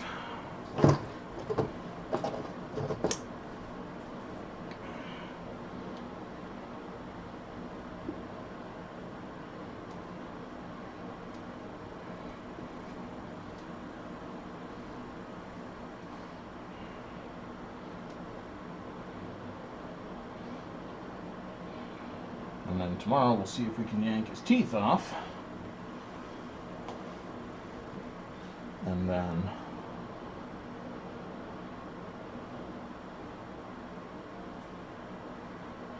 take those same yanked teeth, put some wood glue in them, and make sure they don't go anywhere.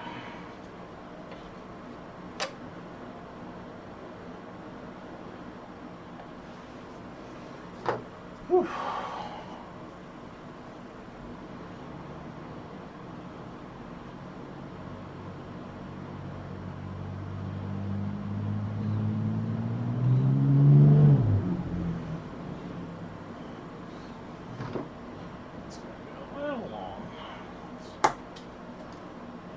Chop it down.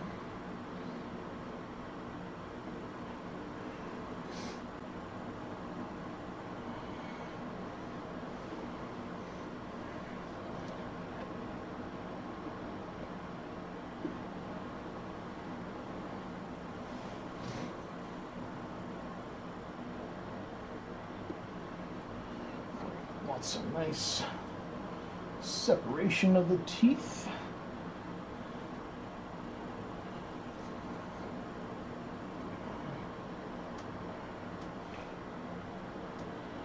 Separation of teeth and gum.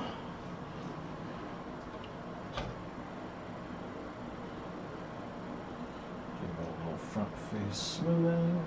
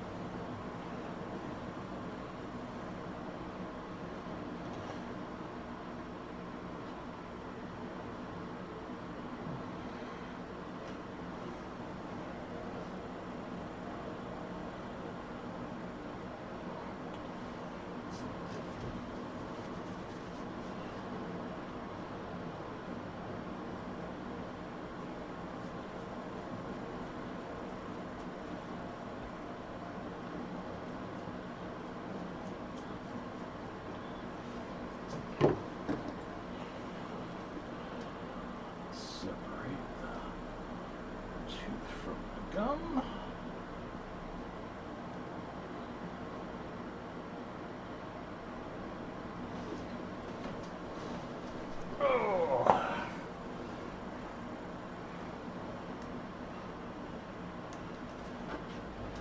Oh, painting this guy's gonna be crazy.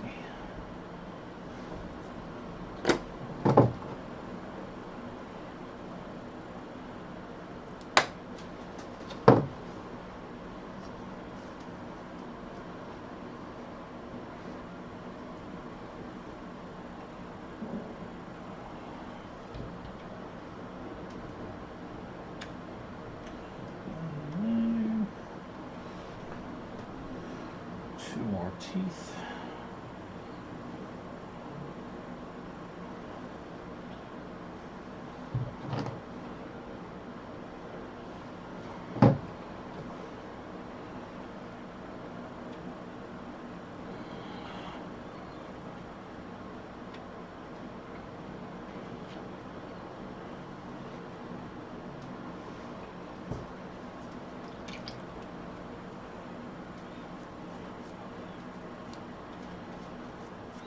This tooth is fine if it's a little runty.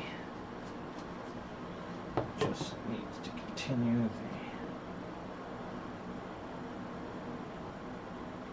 the inward line. And it's already well separated from the gum. And we need one more. Fill. Do I want to fill that hole? We'll take a look after we get all the other ones on.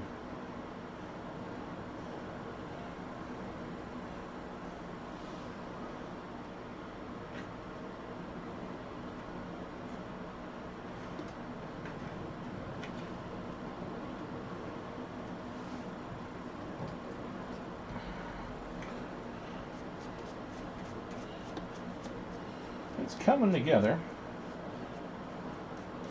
I do declare.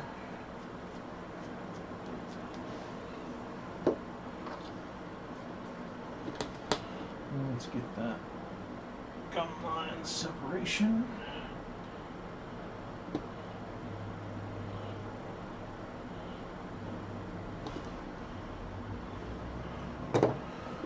We probably get it sideways, no problem. Do I want a missing tooth?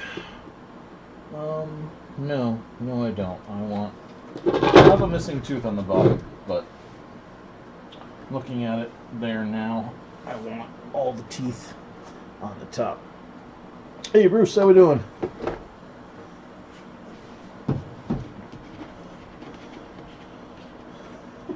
It just occurred to me that cutting this thing out with these teeth in place is going to be a flipping nightmare. Whoops! Maybe we'll do a little a preemptive zip cut before we put the lower jaw in. That'll mean pulling the beach ball out, but I don't think we need the beach ball as support anymore.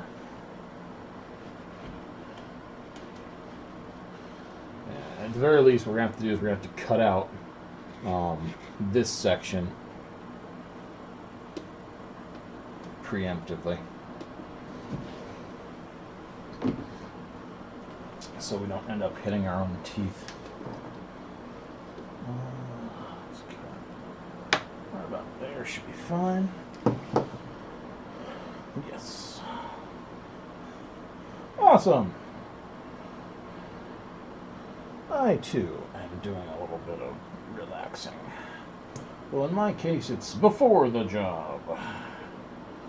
Job starts for me next Tuesday and a little bit tomorrow. Yeah, that'll do.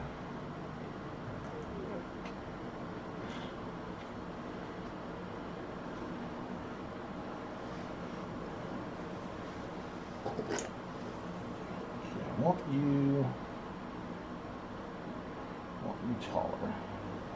There we go. There, that's not bad.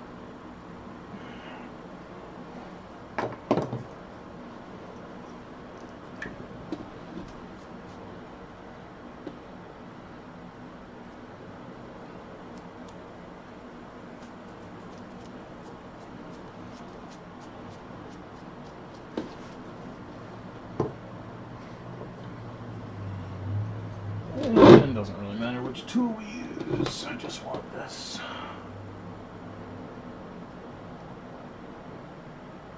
Up and away from the gum line.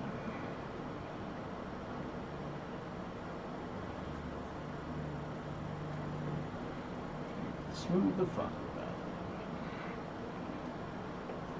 that. Yep, that'll be fine. Cool. That's looking nice. I love it. Love it, love it, love it. Yep, and then we'll have that one be the missing tooth on the bottom.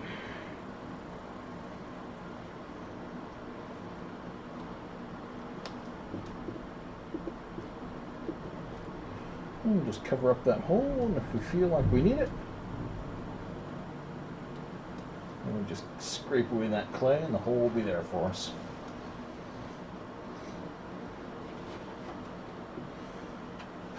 Wow. I gotta make some skulls.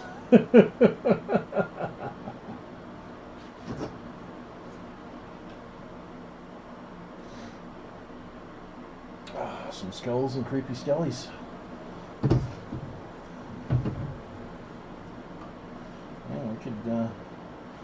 for flip all lever, but I think we get some mileage from the design.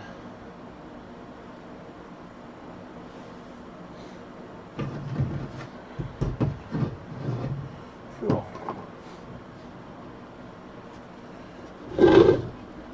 Yeah, like I said, it'll take a while to sculpt, but might be worth it.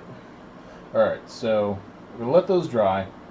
Then we got to take the Dremel and cut out the mouth. Oh, I already pulled the freaking bag out of this one. So yeah, that'll be easy. Yep. And if we have to, we can either trim these down or cut them out, because there's no way I'll be able to get in there with the Dremel for a mouth cut out with them all in place. Alright, so we'll let him dry.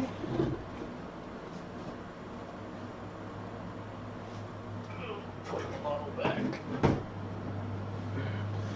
Really wish I could get to work on his lower jaw, but why rush? He's gonna get done before Halloween, it's fine. It's fine. Which brings us back to Captain Crazy.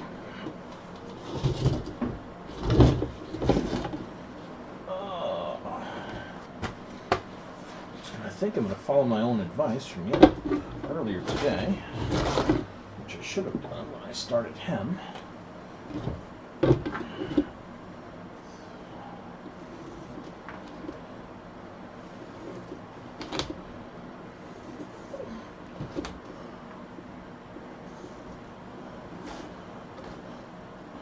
It's alright. The back side of them will look amazing. The front side will be a little screwy.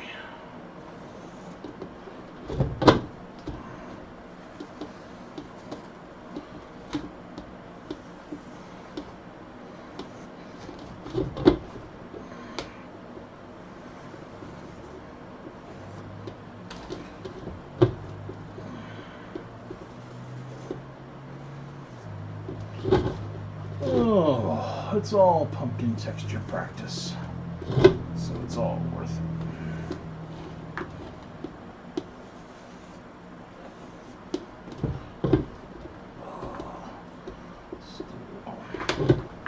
One from the bottom, one from the top, one from the middle, one from the bottom, one from the top. I might even be able to dress that up a little bit and make it better. Who knows? Not too worried. I could even give him a top layer. Many solutions. And for today, though, work on this. And clay to do that, not a problem.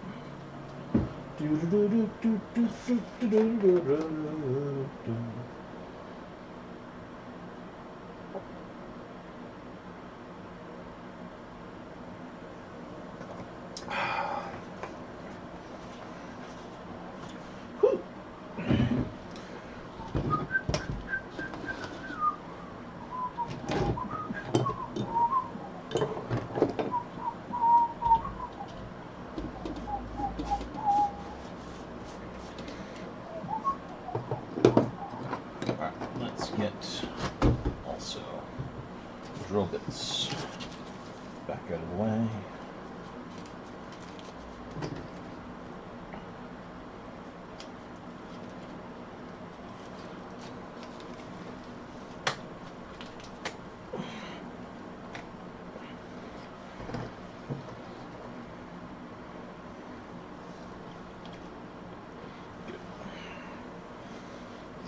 Okay. These bits. Didn't use them. Plenty of green wire. Gonna chuck them. Didn't use them. Gonna chuck them. Where's my big thing of wood glue? You know, I'll leave the widget off the cap. It's fine.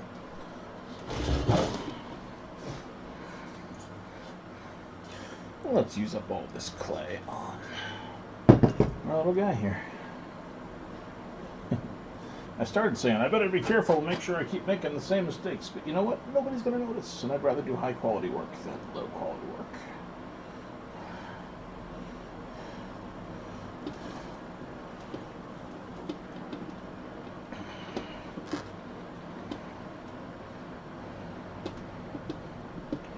No one will notice or really care, so let's have fun and do it right.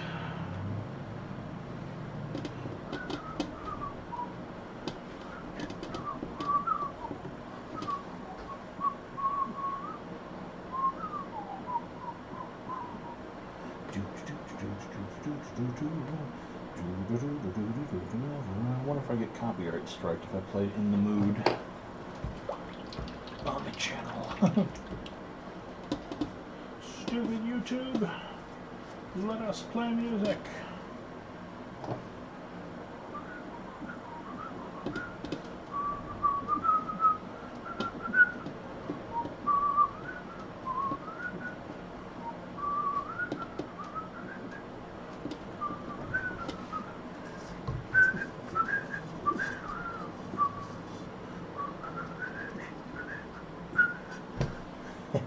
Probably get in trouble for whistling it on YouTube as well.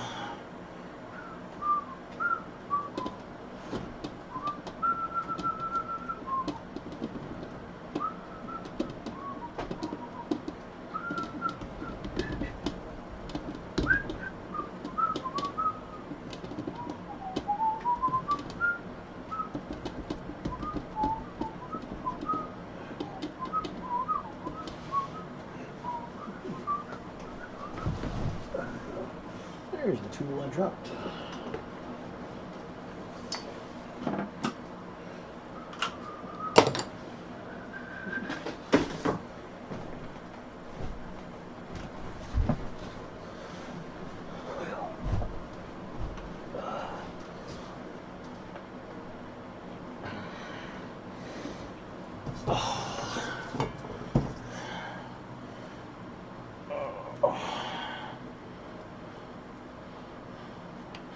If I do skulls, I want to put them on something though.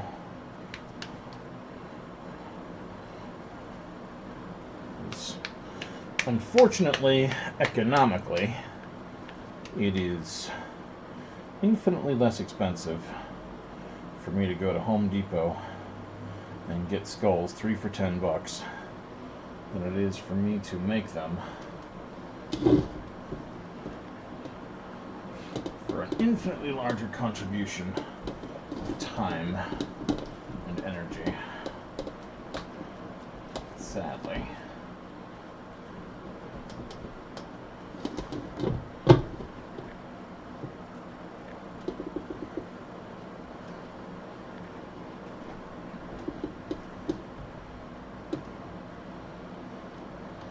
So if I'm going to do a skull, I'm going to do something.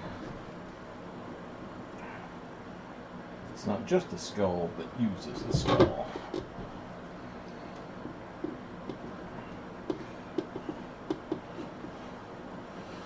I could do another Vine Sentinel.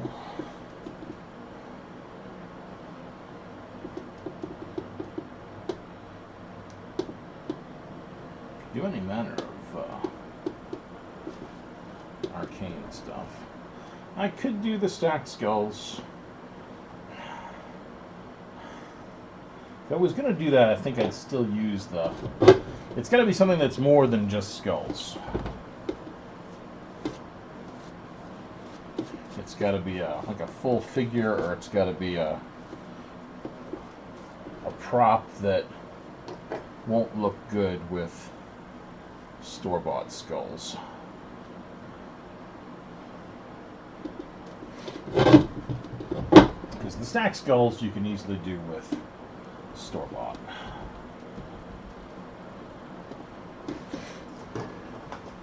Curious as to...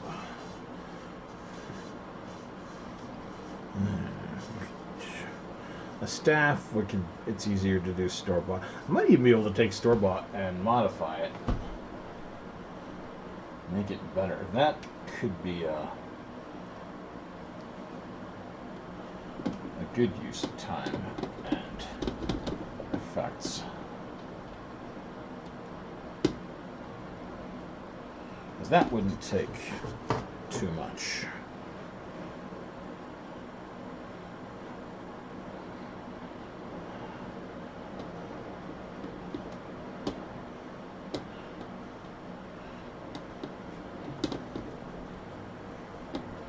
This one's going to be interesting. These two are going to come right together.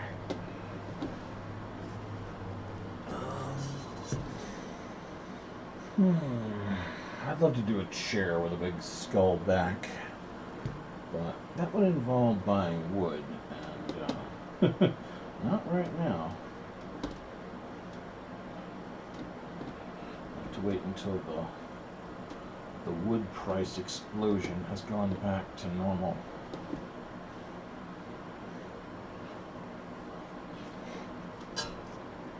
Whew. Hey, Craig.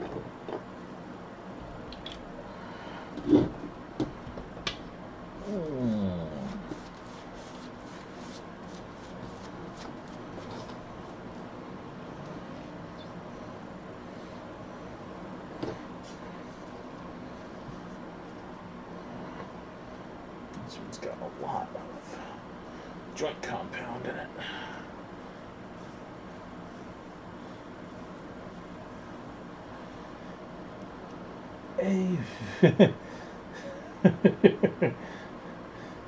That could be possible for one thing. Generally, I don't care for monkeys. Also our haunt theme is graveyard, cornfield, and like cabin type stuff.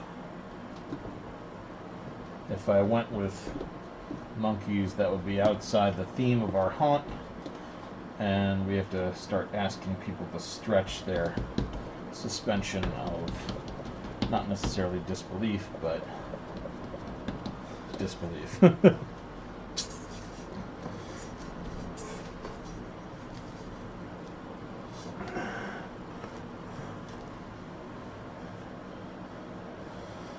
Yeah, it'd be fun to do like a big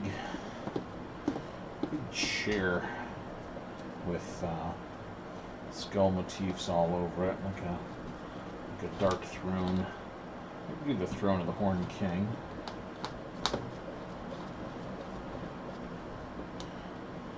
That might be fun.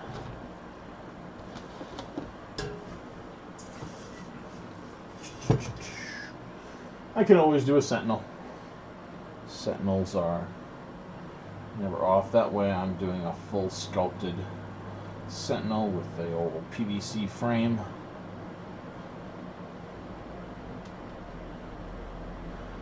Tons, honestly.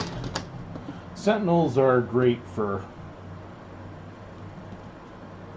that manner of stuff. You can throw a lantern with them, have them reaching out and clawing for the trick-or-treaters in any one of 100 ways. They are endless opportunities for sculpturization. And the more you've got, the more nifty your scene looks. The biggest problem with those is storing the bloody things. But I've got the garage and I've got the whole basement, so that's not really a huge problem. The garage can always have one car outside. Just throw a small lump in there. Doink.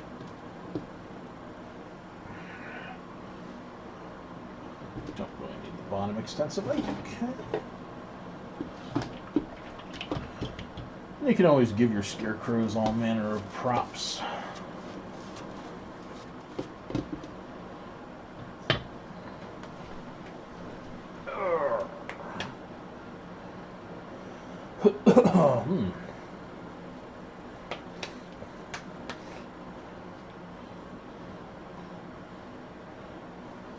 Let's get this a little more warmed out. If I have time, yes. It's usually the biggest problem with doing a lights on tour is the time before setup. Though, considering this year Halloween is on a Sunday, which means we will have most of Saturday to move everything out to the garage, I imagine setup will be quick and easy. I know we usually do photographs of our our setup in light, but we don't always get video. We always get a night video, but we seldom get light video.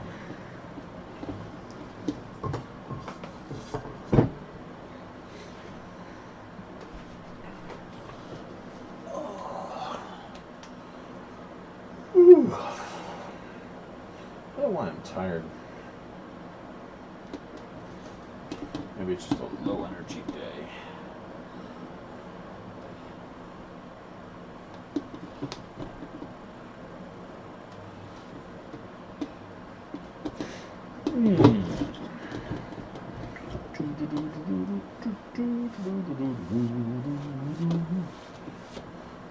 Now we'll use up the clay, and then we'll go all over it with the sauce and make it magical. I did! My keister is parked in it now. It's very comfy. That's why I'm not standing up and shifting every 10 minutes right now.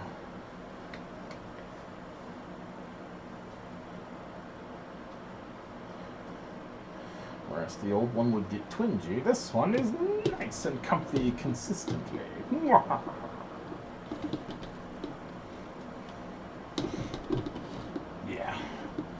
It's good to have a comfy chair. I was actually looking at like easy chairs and recliners, so I could get one for the downstairs that's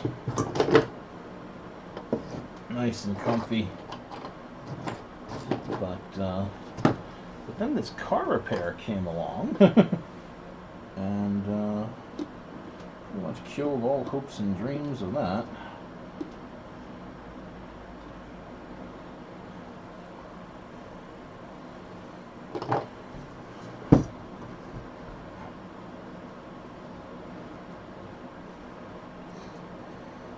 I have a packet of information downstairs about bariatric surgery. I'll be honest with you, the prospect of it terrifies me. Absolutely terrifies me. And it may be one of the only ways to break out of the cycle I'm in, but my biggest fear, honestly, is getting bariatric surgery, being in a position where I physically cannot consume a certain amount, and still having the mindset to do it and causing myself more damage because I'm trying to overeat for the reduced gastrointestinal capacity.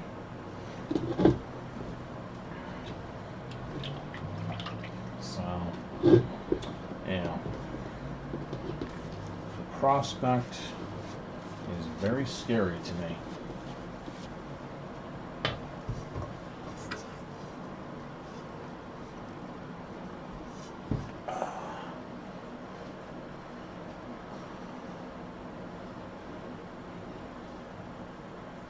But I do have a thing, and I technically am part of the, I think it's the Bassett Health Group. I'm listed as a patient for them with a bariatric surgery concern, possible, maybe, should, etc. So I do have a doc to chat about it with. And I do want to find out more about it, because maybe my fears aren't as bad as the process might be. But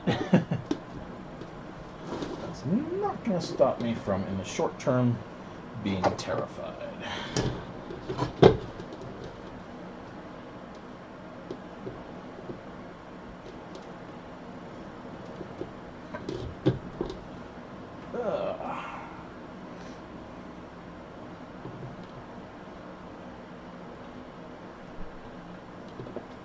Done a lot of good for several friends of mine. Hello, cat.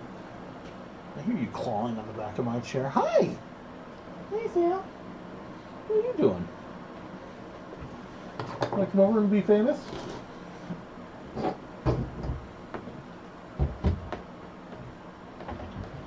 Hi.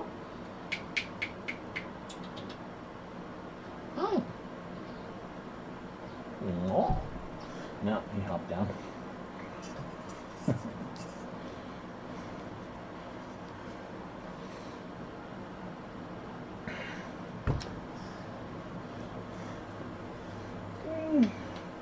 I could definitely see that.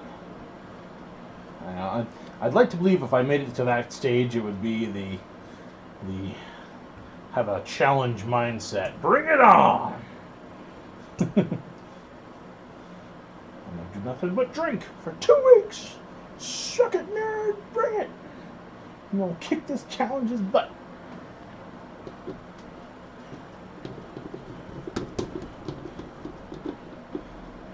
That's just my thought on that particular aspect.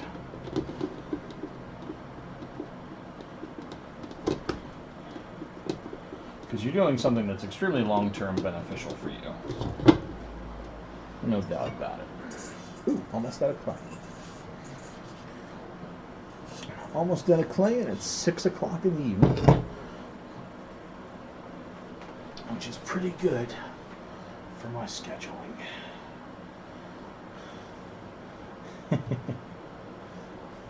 No problem.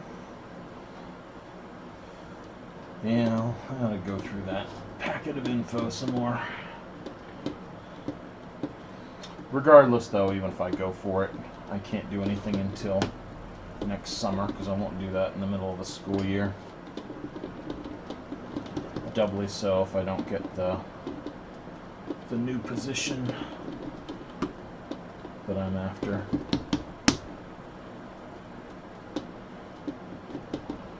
Because both A, our students do not do well when their instructors are out, and B, if you're out, that means somebody else in our program has to cover for you, and we have no subs. So, I put a great deal of hardship on my coworkers if I was to be out during the school year for that. So, summertime only.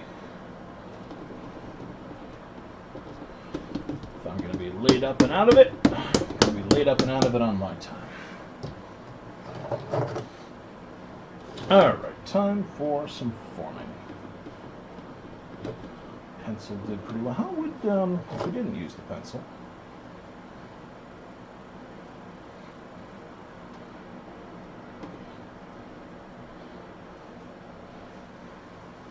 I don't know. It gives us a bit bigger trench.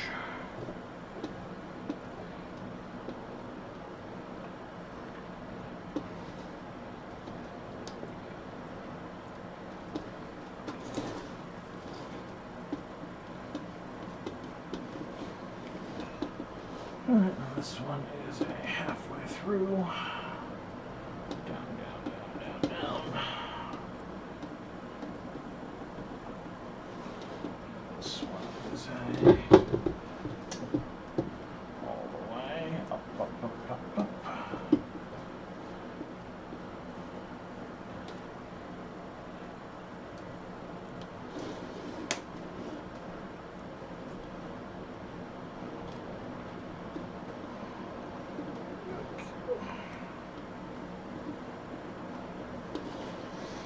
Okay. This one is a down, down, down, down, down.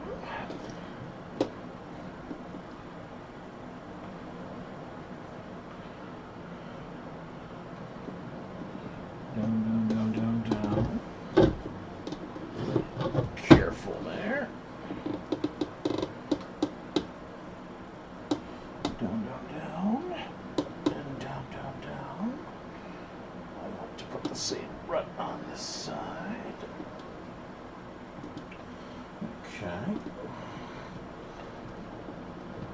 Alright, let's try this in 2 stages.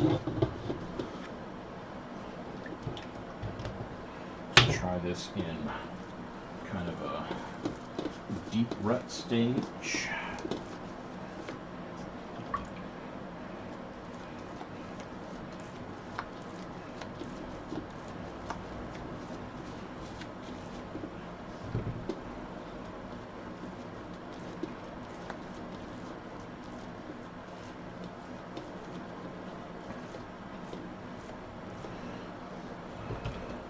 And then we'll try a small rut stage.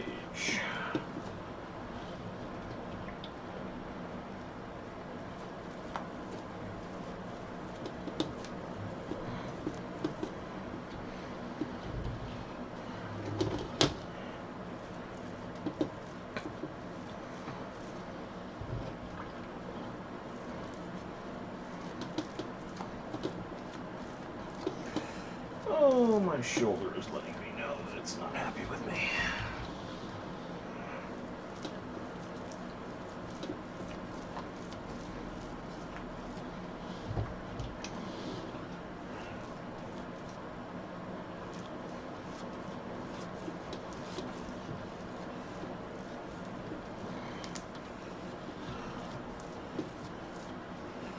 Alright, deep breaths. Let's also just finger smooth that a little bit. And how about we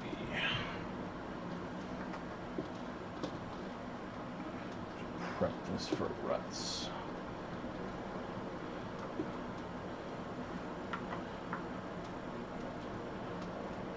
Okay.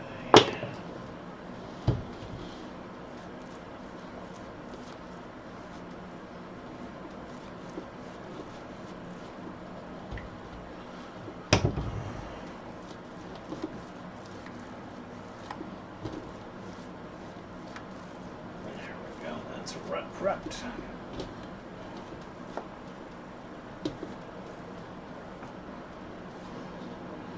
Okay.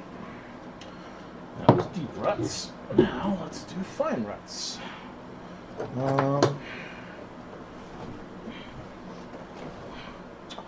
You know, the thing doesn't stick to the metal anywhere near as much, so let's do a fine rut.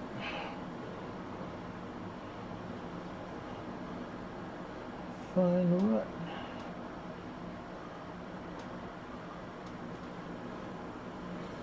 Fine rut.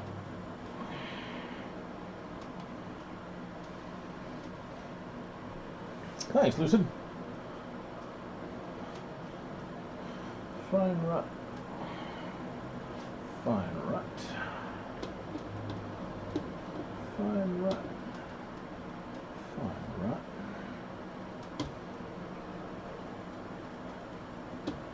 Big fine rut. Small fine rut. Small fine rut.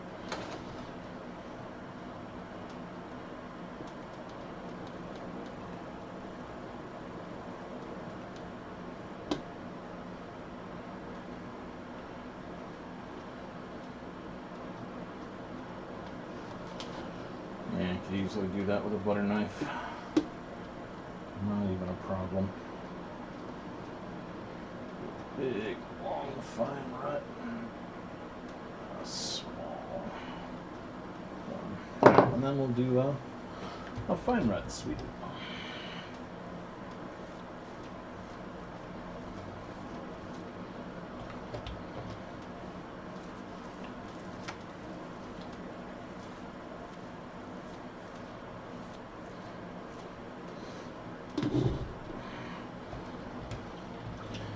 Yeah, I think I like this method the best.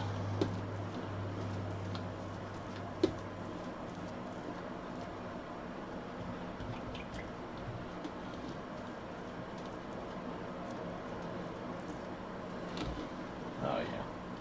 Yeah, do your deeps, then do your fines.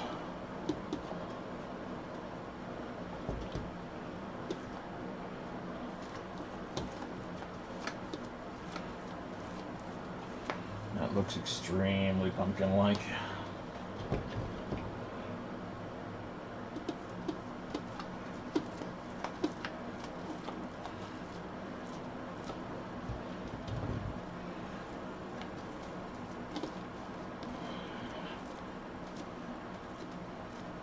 Yeah. Yeah, that's amazing.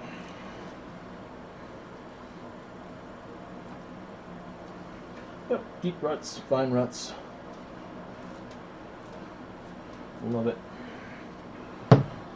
Love it, love it, love it. Now the only question will be, why does this section of the pumpkin look so much better than this section of the pumpkin? Woo! Alright. Oh, let's bring you guys in for a... Oh, maybe... I don't know if I'll be able to, actually.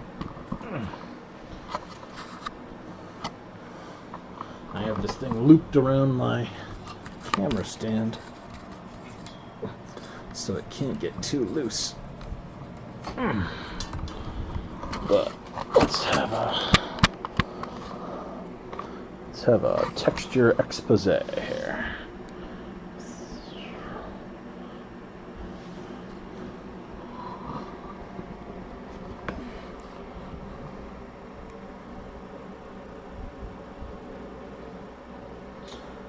The only changes I have made to the recipe are that I no longer use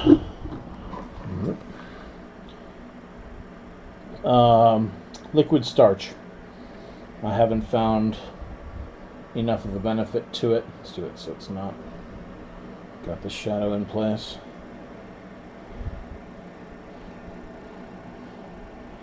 Yeah, that's really nice. I can't wait to see how it looks when it dries. Even the transition points look like they're blending really, really well. So, yeah. This is how I'm doing it forever going forward. It's just too pumpkin-like. And all it costs you is a crap ton of clay, and clay is cheap as chips, so...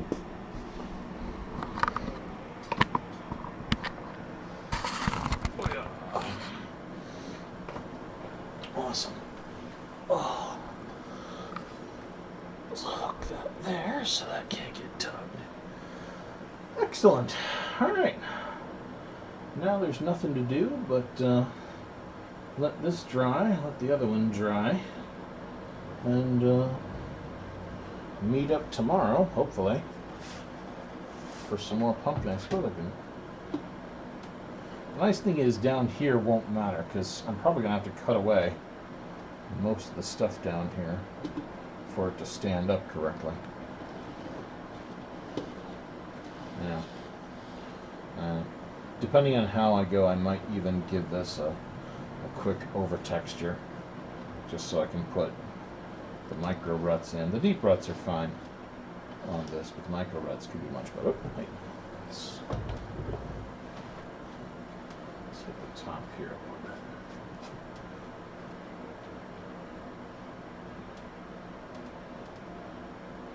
There we go. And of course, we can always tack on more texture to that if we need to.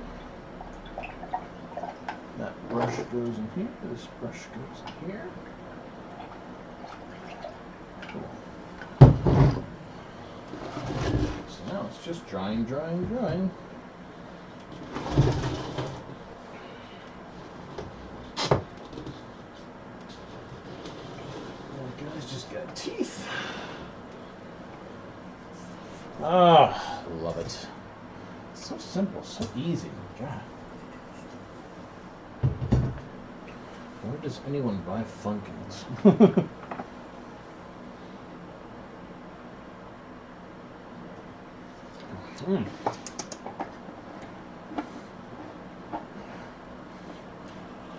Yes, I definitely agree. I want to make a Cyclops pumpkin. I should scribble that down somewhere.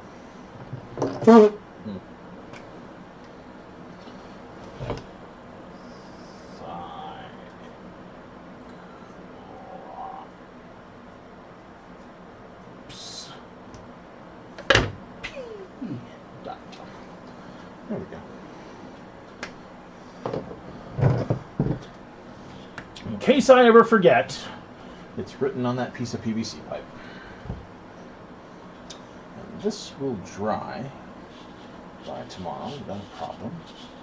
And it'll be even better if I bring it up onto the edges of the bowl.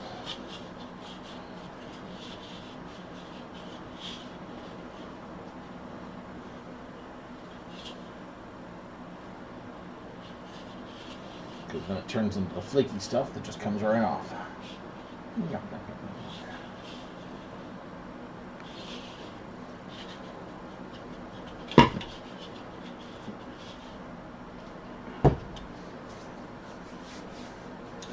It doesn't stick to the bowl at all. And then I'll need more water. What do we always need more water?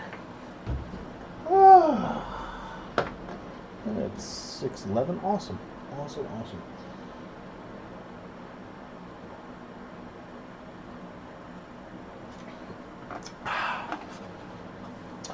I'll clean these brushes, then I think I'll go downstairs and work on the script for the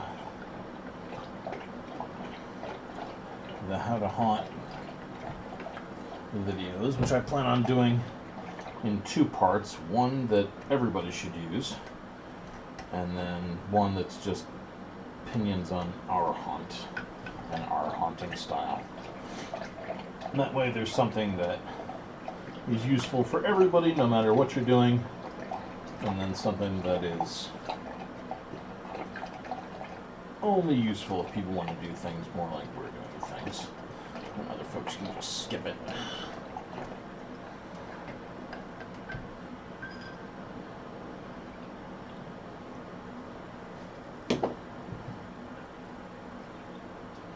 Alright, brushes cleaned off. There's nothing like a properly cleaned brush. Come back to it, it's not like iron. It only takes a quick little crackety crack to get it ready to use again.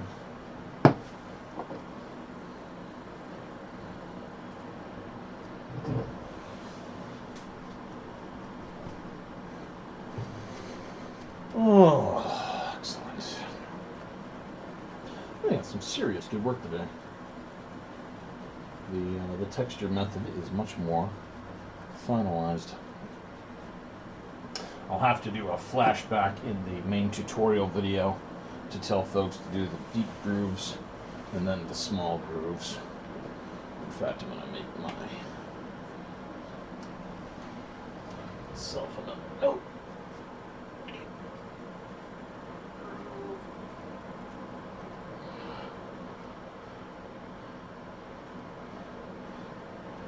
Shallow.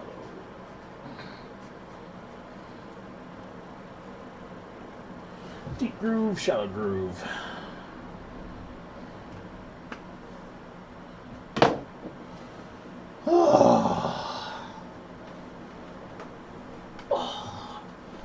Hope nobody cares. I'm just going to lean back for a minute and stretch my legs and feel Ooh. Normally I do this after I do the whole thank you for watching, but now it feels really, really appropriate. Oh, zombie setup. All right. Well, otherwise, though, thank you all for joining me today. It is great having you here to chit-chat with me and keep me sane whilst I do all this crazy stuff. It really helps make the world go round for me. And otherwise, I'm about to sign off, head downstairs, relax for a bit, get ready for the other evening's wonderful bits, and prepare for the